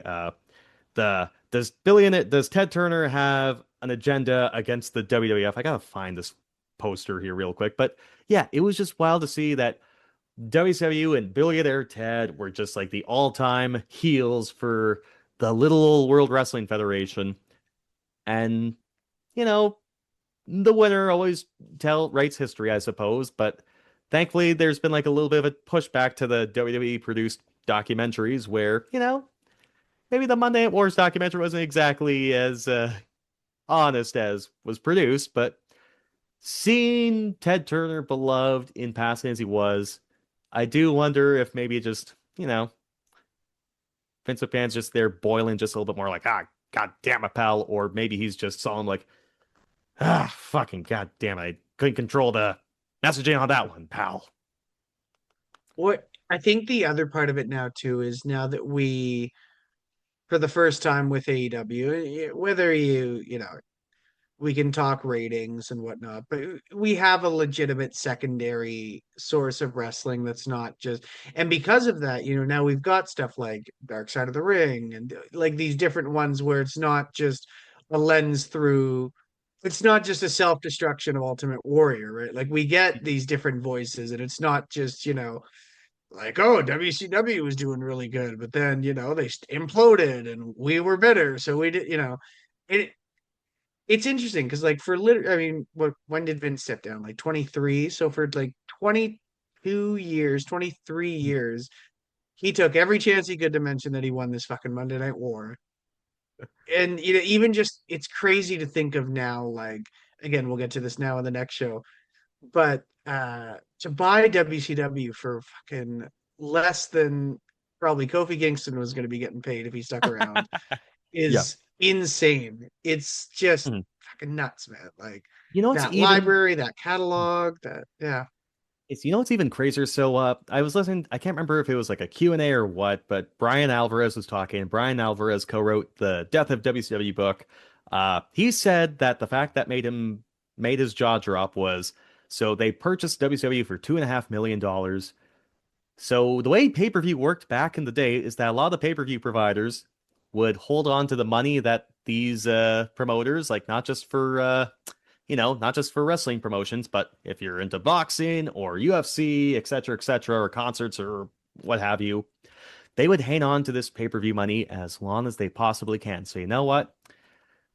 Because of how late WCW got paid for their pay-per-views, Vince McMahon got more money in WCW pay-per-view revenue than he paid for WCW. Man. That's fucked. Are you kidding me? Yeah. What a haircut deal. Anyway, I found it. So it was a newspaper advertisement that Vince McMahon put in a I think this is the New York Times, and it looks like Ted Turner's a criminal. I'll try and put it there. Oh my God, this is horrible. This is me, peak boomer me coming out. Let's see if I can make the brightness a little bit better, but yep, I can't. But basically it says, attention TBS stockholders, does Ted Turner have a personal vendetta against the World Wrestling Federation? Time Warner, beware. And if that just shows you how, how the old drill tweet goes, like, oh, by the way, I'm not mad. Please don't tell the newspapers I got mad. Nobody was more gotten to than Vince McMahon just by Ted Turner existing and owning WCW, I suppose. So Not even the craziest thing Vince has done probably in the last fucking year. Like that oh guy's no. nuts. That does not surprise me at all. That is par for the course for that animal. Nobody loves to have their cake and eat it too more than Vince McMahon. Like, they're coming Dude, after for me. 20 years. Sting came out. When did he fight Triple H? 20. Well, you were at the show. 2015. I was 2015. at the show, yeah. 15 years later. Like, dude, it's fucking. Yeah, I Sting. remember it. One last thing for that match. Mhm. I remember the second that obviously, NWO and DX were the two biggest factions of their time from that era. The Mhm. second it was NWO and DX, and the second I realized that meant it was WCW versus WWE or WWE now, I knew that Triple H was going to win, and I was so mad, and he did. And yeah, yeah, You see, I remember being there live for it. I was stoked just because, like, being there live, I got the DX entrance and the NWO entrance live. I technically saw Hogan once. I was like, you know what? I was here for it. That was kind of fun. I did not think they were going to beat Stain. And obviously, you're right. In hindsight, I should have fucking known that Stain was going to lose because it's WCW and WWE now. I should have known. But I was just too in the moment, like, oh, look at all this now. I got worked. And yeah, Stain lost his first match in WWE because it was 14 years after WCW died. We're just starting over. And it's WWE versus WCW again. And you know what? For all these marks, I'll say, Sting technically the Wolfpack. The original NWO and Sting, it's like cat and dogs. They should not coexist. That was stupid. God damn it. it felt like it was written because it was, but it felt like it was written by somebody who didn't watch WCW Weekly because it was Vince. It's it's the two of them, right? And it'd be like I can't think of an example for. No, there's not really an example for like WWE and AEW, but I was It'd gonna be say if like if they, Steve yeah, Austin, The Rock, and The Undertaker and Vince McMahon all teamed up. If WCW won the war, and it was like, I don't know. Imagine if what would be a good but to be example? fair, it kind of would have been if they didn't turn Austin heel. That would have been the fucking Survivor Series match. And so Fair. Fucking hell. Anyways, it's like when God, Batista and Orton were buddies again on fucking SmackDown when they were fighting Shawn Michaels and Kane and Big Show, and even though they were on Raw last year, like whatever. brand supremacy over everything, pal. And yeah, that was it. WCW was brand supremacy, I suppose. So the NWO and Stain were just, yeah, we're buddies again. Maybe Hulk Hogan just gave Steiner a good yeet, and that was enough for Stain to forgive the NWO. Ah, fuck. We're just starting over, That but wasn't or neither. It all comes around. Took us a bit longer to land that plane, but eventually. But hey, we're just long-term storytelling. Are you enjoying the show? Are you enjoying Cup Check Wrestling? Holy smokes. Yeah, God, we went there. We still have a lot to talk about. We'll have to figure out the next day to record because, as mentioned, this Sunday is Midget Warrior Wrestling. I will do my best to be out there in Merritt. If I don't go on that show, maybe that'll be a good recording day, but we'll have to figure something else out because here's the thing. The lead of the last 2 weeks definitely was the WWE releases and the news of the contract renegotiations. That was the lead. Although there's new stuff that also transpired more recently, so that's a thing that we'll need a lot of time to dive deep into. We will do that next go round, along with AEW's build to Double or Nothing, more specifically Darby Allin's incredible championship reign. And before we got on, I did finish this week's AEW Collision, the Fairway to Hell, where they filmed Collision from the SoFi Center, which is like an indoor golf course. super cool. Super I cool. cannot say enough good things about that show and just what they did with it. Like, I'll explain more next go around. Ace, you I'll gotta go try out your way to to watch. try to watch it too between I'll try to find time to watch it too between the next show. You definitely you do gotta watch it to fully appreciate it. You gotta watch Darby and Pack at the very least. It's unlike anything you'll see. Yeah. It's unbelievable. And also, you kind of mentioned like the replays on Crave and Canada. You can like watch it on demand. I don't know if it will be on Crave, but I watched the recording. I recorded on the USA Network on cable. Uh, you could hear the production truck for like the first half of the show. You could hear the director telling Tony Schiavone and Nigel McGuinness, "And you're live again." You could hear him counting down the graphics. You can hear Oh, them throwing it to Renee Paquette.